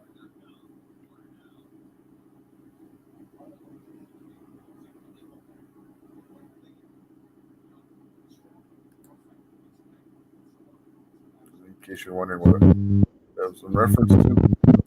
There we go. Yeah, 5 minute rule. That's a definite 5 minute rule infraction. Shouldn't he get a 7-minute rule? I'm not the one that made the 5 minute rule, so you'd have to take that up. I think it was it Gunsnob that did that, Kingpin? I'm not really too sure, but why? How come you're throwing all the censorship all over Seven Wonders? That's pretty tame. That's not even like a 5-second rule right there. I don't know, man. I threw up a little bit in my mouth when I read it. It might be gross and all, but it's still funny. But that's why he has the 5 minute rule, because he does. I'm trying to save him from himself. You might be a little bit sensitive. You might be going No, sensitive on us, Rick. you never know where it's going to go from there with him. Keep an eye on him, Rob. He might be going soft on us. Remember, we were talking about one thing, and it finished up with him and his cousin or stepsister. We still haven't figured out with making out in the back of a car or something. Well, was it like his second cousin or fourth cousin? Never mind. We don't know. Seven doesn't know for sure at this point.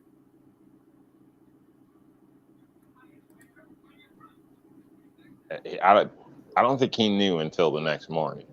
Yeah, it's quite possible.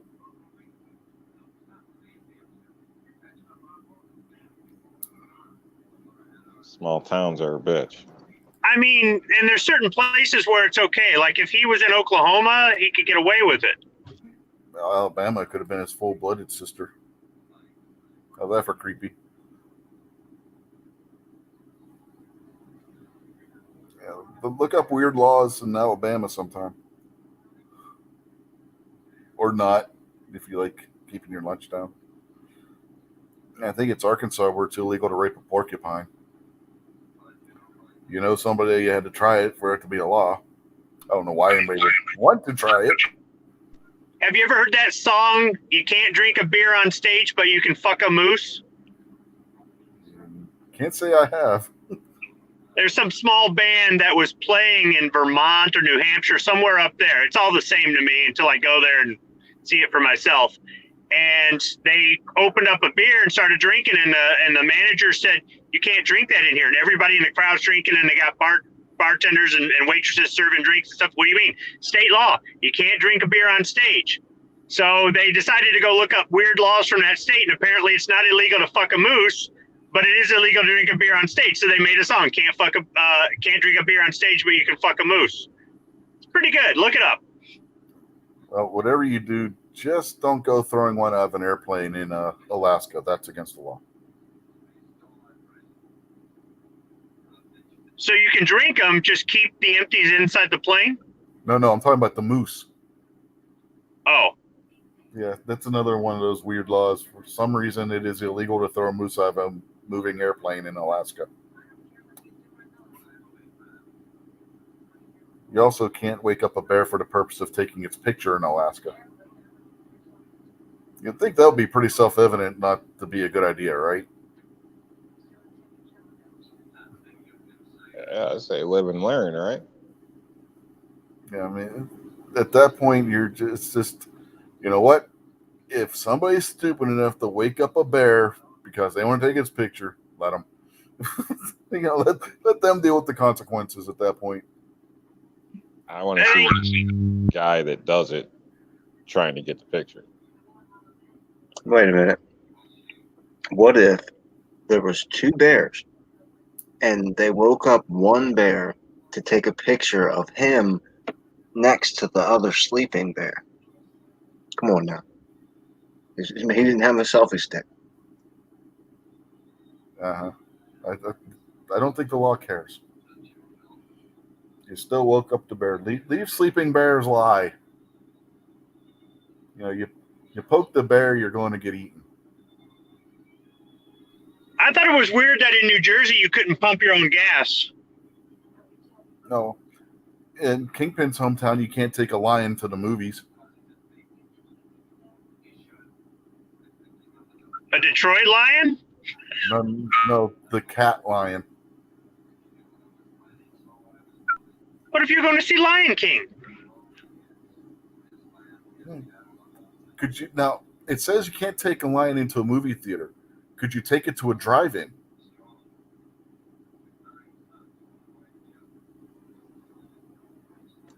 I watched a video earlier today of a lion walking up to a car and opening the door with its mouth. Oh, that's lovely. They're learning how to drive now. Careful, you flip off on the highway, folks. Might be a lion.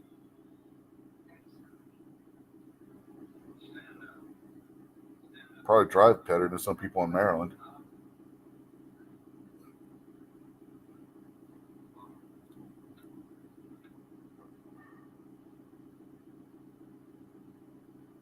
I thought for sure that would get a comment out of Kingpin. He has to deal with those idiots all the time.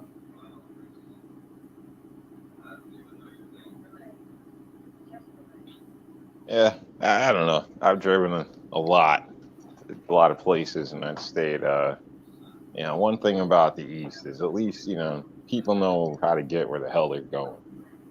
It's disturbing sometimes when you're on a trip somewhere and people are doing like 29 and a 30, and it's just everything's just I don't know, just molasses in a sense.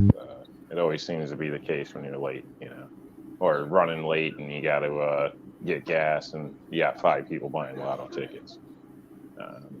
At least in, Jersey, around that area, you might be doing 75, 80 and a 70, and then you got to get the hell out of the way because a cop will run you off the road doing 120, and you get to where you got to go at a reasonable time. But there's more traffic, and it keeps you awake. But when you get down near Raleigh, as soon as a car is on the side of the road, everybody locks out the brakes on the highway. Like, don't use your cruise control, you'll end up dead. So I mean, I see different patterns in different places. Jersey's a little crazy, down that way, but I think in general, if I had to pick, I kind of like the drivers of the East because they actually drive. Yeah, apparently my favorite law from Tennessee about whaling being illegal in the state of Tennessee, which is a landlocked state, has spread to Nebraska because Pat says it's in Nebraska it's illegal to hunt whales. So no whaling in Tennessee or Nebraska, both landlocked states with no whales. Righto. Makes perfect sense.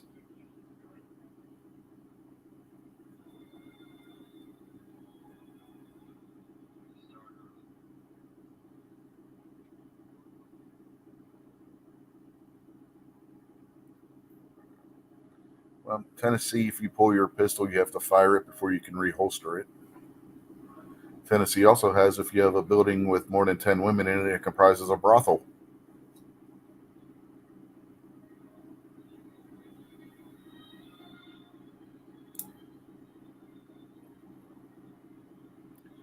There are some stupid laws all over the country. Downtown Pittsburgh, don't walk your duck on Sundays. All the girls' groups' homes in Tennessee are brothels, then, huh? Apparently. That's a damn shame. You know what I think we need?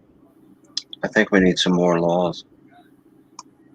We need some laws to get these stupid laws off the books. Well, I mean, all the laws that we dump on, all of our different states every year, sometimes twice a year, seem to be working so effectively. I think the government should maybe put in some overtime and see if they can't triple the load this year.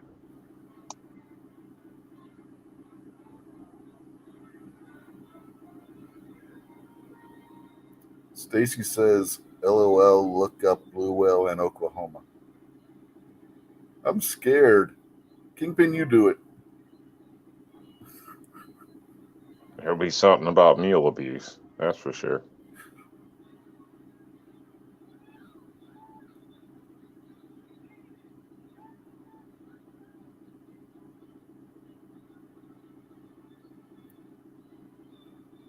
Apparently, Stacy is saying that there's a whale in Oklahoma,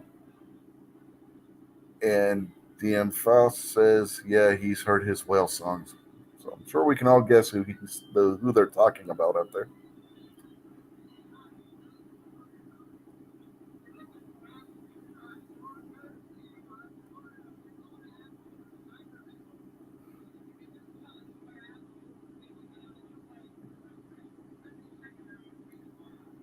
That says there are some land whales here, but they are protected too. Yeah, I think those are everywhere, Pat. And they We like had- the, We had something like similar to this in a little theme park type of area when I was a kid. Like you go inside the mouth, and I guess it's supposed to be like a story. I don't know. Isn't there like some Disney story within Pinocchio that got swallowed by a mouse or something like a whale? Monstro the whale. And then, well, this one's a little bit better because you can see it. You walk inside, and you can go down a water slide or jump off. So this is more like a dock on a lake somewhere or a pond somewhere. The place that I was talking about was like a little theme park. Yeah, Pittsburgh. The Pittsburgh Zoo used to have a little kiddie version of an aquarium that was shaped like a big whale. You would walk in, and there would be different fish tanks inside the whale. It was in the kiddie land section of the zoo. They don't have it anymore since they redid the zoo, where it's more the kids section's more like a petting zoo where you can go pet kangaroos and stuff like that. They took that out, but that was always a cool little display. That big whale sitting there, big blue whale, kind of looks something like that, but without the slide and stuff.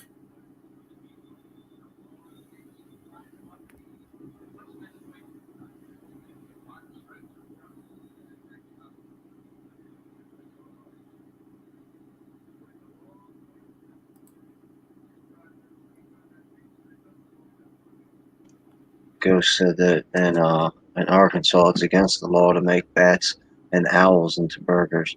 Yeah, If we could just go back in time and make Wuhan not be able to eat bats, then all this would be different. yeah, I was just about to comment on that, Kingpin. You beat me to it. I was about to say basically the same thing. Stacy says where that whale is was a place to swim until snakes took it over. And Nighthawk says the aquarium in Tennessee, you get to pet fish and raise. Yeah, you can do that at Pittsburgh Zoo. Before COVID, you could anyway. My daughter was just at the zoo. She said they have that area, the aquarium at the Pittsburgh Zoo, closed. The Pittsburgh Zoo has a huge aquarium in there. It's actually bigger than the National Aquarium. They just don't have the dolphin show on the roof like the National Aquarium does down there in Baltimore. And you can normally you can pet fish and rays and like starfish and stuff. And SeaWorld, they had that too. You can pet, they had one area when we were there. This was back in the late 80s where they had you could pet like small sharks and stuff too. Shark skin's cool. You pet one way and it's really smooth. You pet the other way and it feels like sandpaper. It's the way their scales are shaped.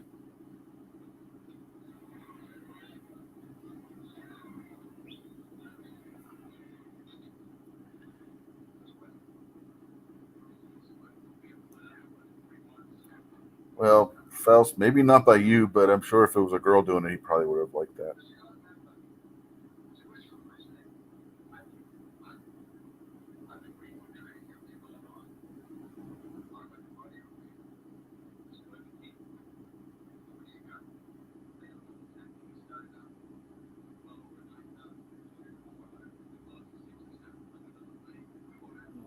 Nighthawk, I'm guessing you had a shark bump into you or something if they're petting you. Just be glad they weren't petting you with their mouth. That's when you get into trouble with a shark, when it decides it wants to pet you with its teeth.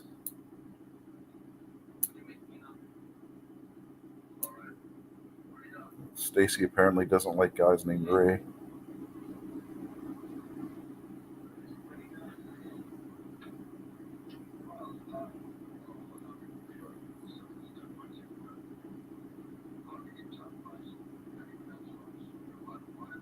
It sounds like Nighthawk Medic was actually being serious, going back to what you were talking about with the shark skin.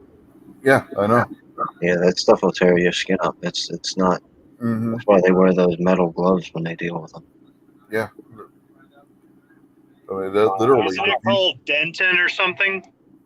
Yeah, literally there's scales. If you pet one way, they're super smooth, but you go the opposite way, and it's just like sandpaper. That, in fact, primitive peoples in the Pacific Islands and stuff would, when they were fashioning their outrigger canoes and stuff, that's what they would use to sand the wood they used was shark skin.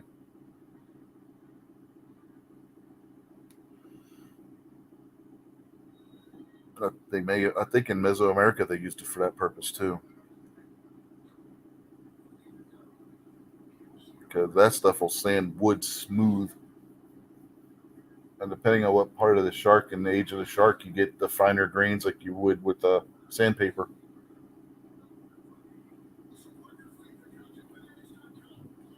Somehow that makes them more aerodynamic, I guess you would say, for in the water out. So, yeah, they're the equivalent of aerodynamic anyway. You guys know what I mean. Yeah, I know they kind of have that with like the spikes on lizards and stuff like that, but supposedly that's still something tries to eat them. You'll avoid to do so. But Yeah, Phelps says about how the Japanese would use the ray skin on the sword handles. Yeah, they would wrap a true katana would have an overlay of ray skin because it helped them hold the grip on it because it would grip their hand. The rays have skin like a shark because they're in the same family of fish. There's some fish that look like rays that are actually sharks, and some that look like sharks that are actually rays.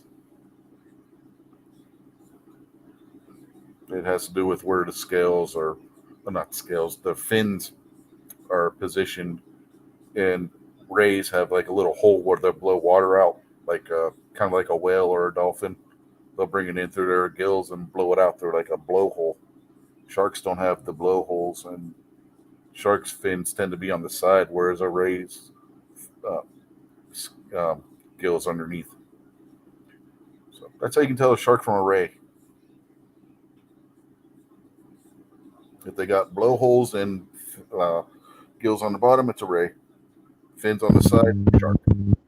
all big ass fish to me. Not I want to swim with. It depends on what shark it is. Like you get a whale shark, it's the largest species in the world, but they're plankton eaters. No matter. Now, Now, whale sharks are cool. got their place, I got mine. I'll leave the area to them. Yeah, be careful going in a river. Bull sharks will go up the rivers. They've been found as far as north as Illinois in the Mississippi. And the shark attacks that were the inspiration for Jaws are believed to have been a bull shark.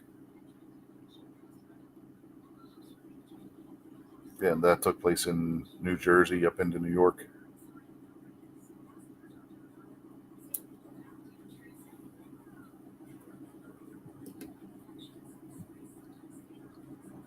Where was that? What was the name of that place? Manitaqua, New Jersey, if I remember. I think it was a big tourist area back in the 19 teens, and the Secretary of State under Woodrow Wilson was actually there when the shark attacks happened. That were the inspiration for the Jaws novel, which will become the movie Jaws, of course. Well, I don't think the novel was called Jaws, but the book was adapted to the movie Jaws. Anyway, it was based on what happened in what year was that? 1916, 1917, somewhere around there. Yeah, that was a bull shark. You will find them in the rivers, and they will be up into New York and stuff. So be careful if you go swimming in a river there, Rob. Yeah. Yeah, it's not often. Not anymore. Yeah, bull sharks like biting people. Bull sharks are nasty buggers. Here.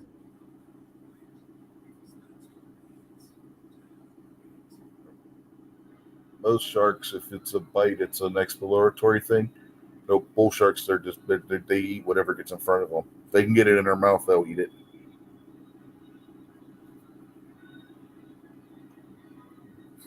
Little known fact about sharks: the most sensitive sense of touch they have is with their mouth. So if they don't know what something is, they'll bite out of curiosity and let go. Just when you have a shark the size of a great white shark or a tiger shark, they don't realize that bite is going to kill you. You know? Whereas a bull shark, they don't care. They don't bite and let go. They bite and tear. Because they're hungry.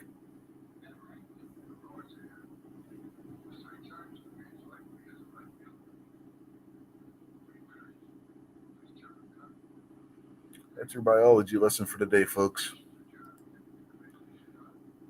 And Midnight has sent his links out 10 minutes ago. So we're going to have to start wrapping this on up. So, Rob, you were in here first. You got anything you want to say to the folks before we go? No, just thanks for having me. Take care, everybody. Alrighty. What about you, Kingpin? Uh-oh. Midnight says he's having issues. Does that mean we're going to have to keep going or are you going to, or what's, he says he may not be able to. They make pills for that, Midnight. And midnight can mess up a bread sandwich. I had the most ultimate. I mean, it was epic. I've been working on it for days and days and days. The intro to the closer, whoosh, set up for tonight's show, and I can't believe he's going to blow it. All the time and effort I put into this, man, I had music, I had ready to play everything. You know what's bad? Me and Stacy had the same thought at the same time. Oh, a couple days is a long time. Did you try any prune juice or anything? Midnight says he's having issues and may not be able to. Me and Stacy both had. They have medicines for that, Midnight. She typed it and I said it as she typed it. Oh man, that's bad.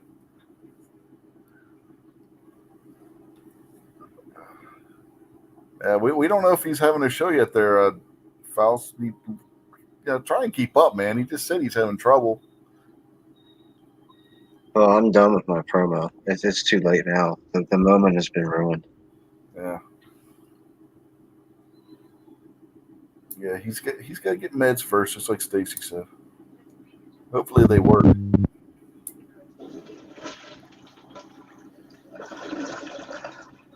He needs to take one of them little blue pills that the guy with the Camaro in the TV commercials.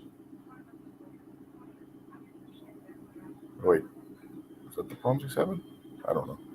It is now.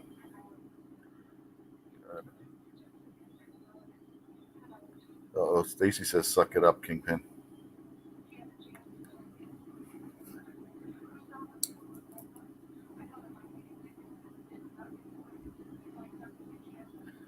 Redneck Prepper says new poll shows Biden is winning by 10 million in China. That's Russian disinformation. The actual number from the Biden campaign is 35 million. Well, he did get 3.5 million from the widow of the former mayor of Moscow.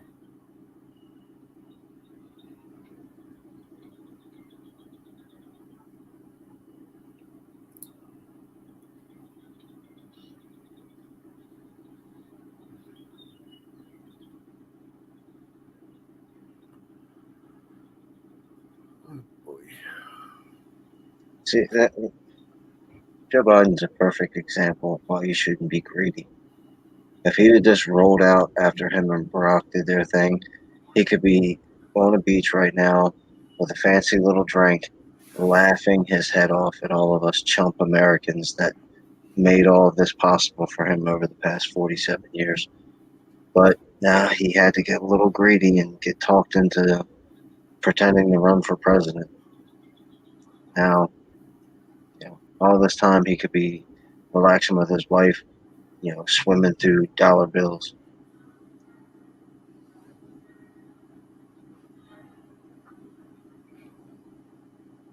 Oh, come on now. He's not Scrooge McDuck. Of course, he might think he is. Well, that's why I said dollar bills.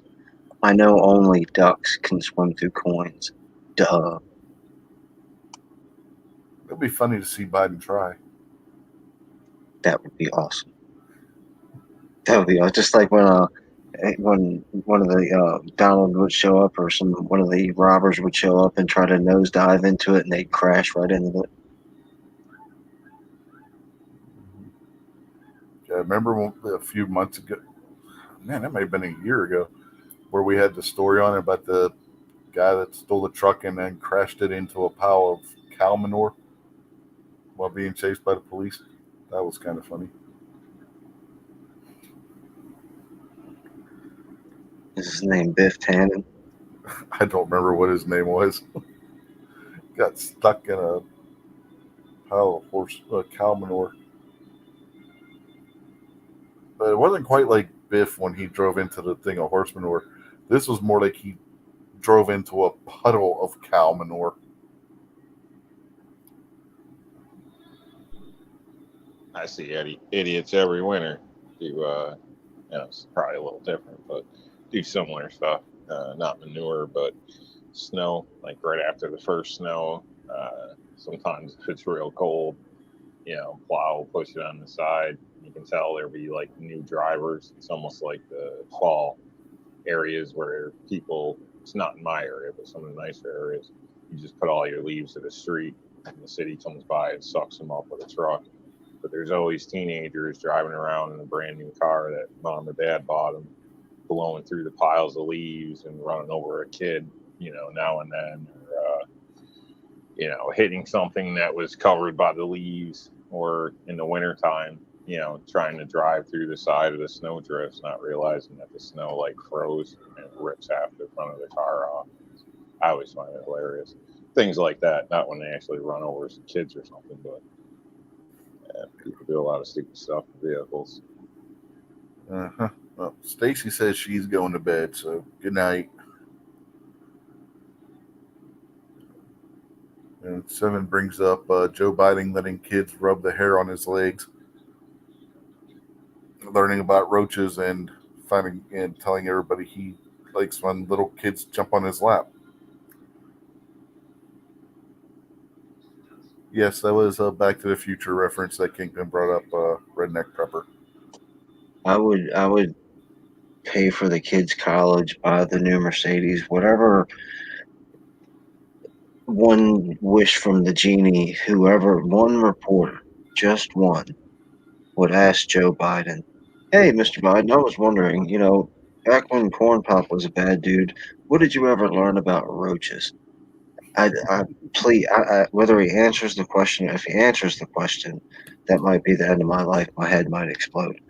But I've got to hear somebody ask him, "What did you learn about roaches?"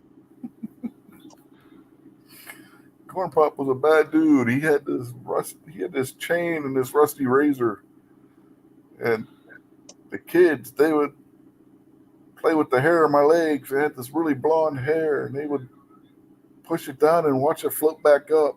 And that's when I learned about roaches, and I like when kids jump on my lap. I was like, what? Come on, Joe, what? Good Lord.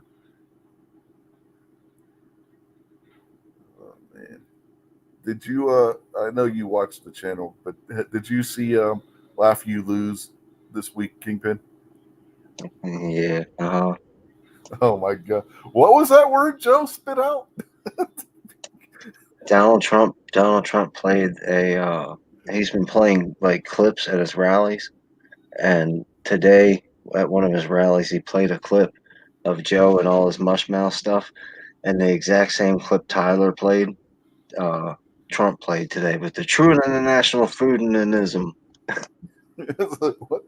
Well, what was that, Joe? You want to repeat that? If you can figure out what Joe was trying to say there, more power to you, because I couldn't figure out what the hell he was trying to say.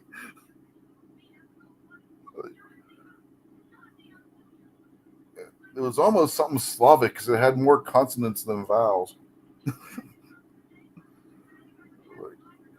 cow. The best part is in the video when Tyler played that clip, the person had spelled it out, and the way the person spelled it out looked like what it sounded like. You know what I mean? That was Yeah. somebody. You know, that person had to have sat and listened to that clip over and over again to try and phonetically spell out what the hell Joe said. He put a lot of effort into that one.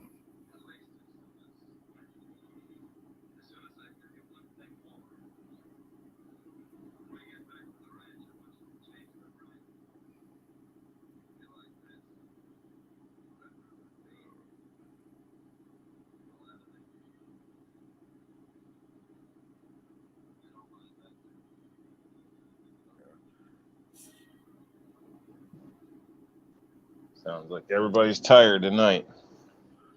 Yeah. Everybody stayed up partying too late last night, huh? No. Yeah, anyway.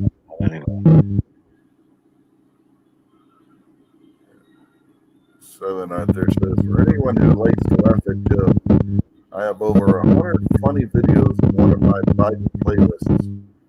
He says, don't sub at me or him. That's just his motivation. So there you go. When you're done here, if Midnight can't do a show, you can go head over to Seven Wonders channel and watch his 100 funny videos of Joe Biden doing stupid crap. In other words, Joe being Joe.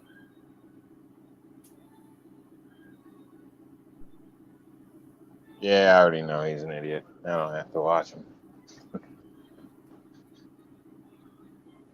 We've had memes and stuff going around forever. Honestly, I'm looking forward to after the election. So I know it's going to be a rough time either way, but gosh, all this, speculation, this and that. I hate all that crap, man. Like, yeah, nobody knows exactly how things. So let's just wait and see what the hell happens. Well, remember, Hope for the Joe, best. remember, Joe did say that come November, he's going to beat Joe Biden. Well, I'm sure he beats himself every night, but that's garbage. Hey, at least he hasn't done it on a Zoom call that we know of. Jeffrey Tubin.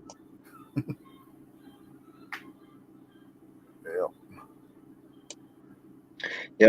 Good night. Everybody have a good time. See you guys later on. Enjoy. You going to bed? Yeah. All right, later. Keep it. See you Have a good guys. night.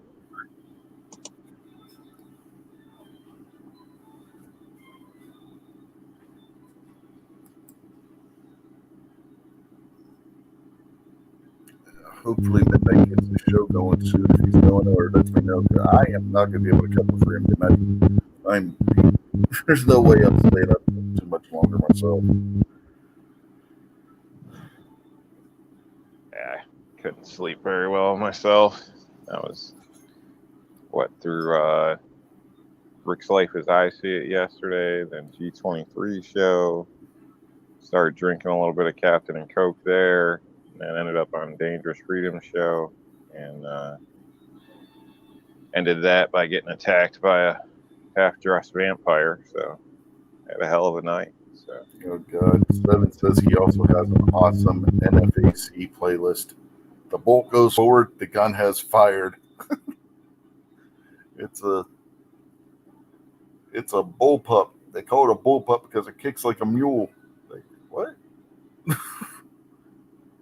How do you go from bull pup to mule? I don't know. But yeah, somebody blows their head off every day in basic training with one of them there shorty bull pups.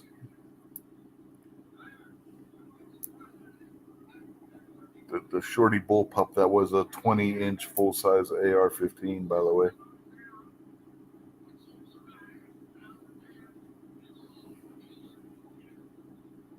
Neither a shorty nor a bullpup. And remember, depending on which video of him you watch, he was either a master sergeant or a sergeant major in the United States Army. And if you believe that, I have a bridge to sell you in Brooklyn.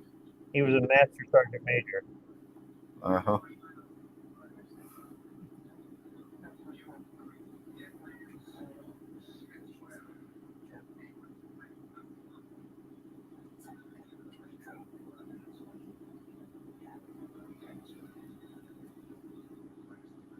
Yeah, I mean that was special. Remember, that's coming from the same guy who's had 2 or 3 different people shoot somebody else at one of his events because of negligent discharges too.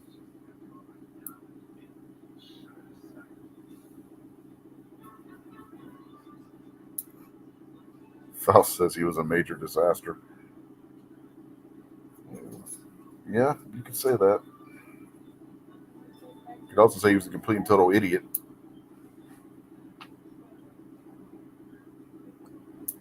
And a failed rapper, among other things. But yeah, I think we're gonna pull the plug on this because I'm losing my train of thought too much because I am tired. So, Squib, you didn't get a chance to do any plugs or give any words of wisdom. Kingpin and Rob had. So, anything you want to leave us with? Nah, I mean, I don't know if I'm going to change how I do my videos after the election or if I'm just going to business as usual. But thanks for the invite, and everybody out there, don't forget to vote on Tuesday. All right. If you haven't gone and voted yet, remember, do so Tuesday.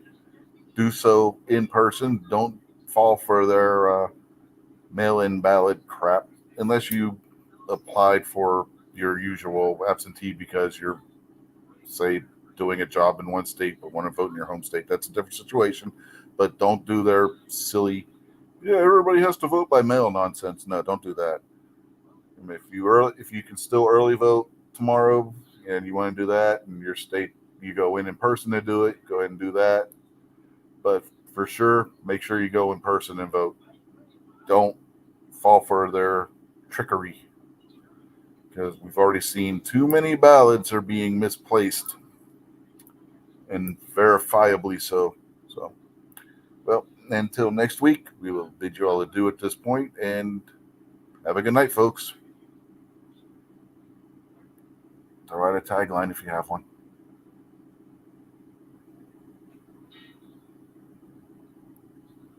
I guess they don't want to throw out a tagline for you folks, though. So, bye-bye. Hasta la vista. Okay.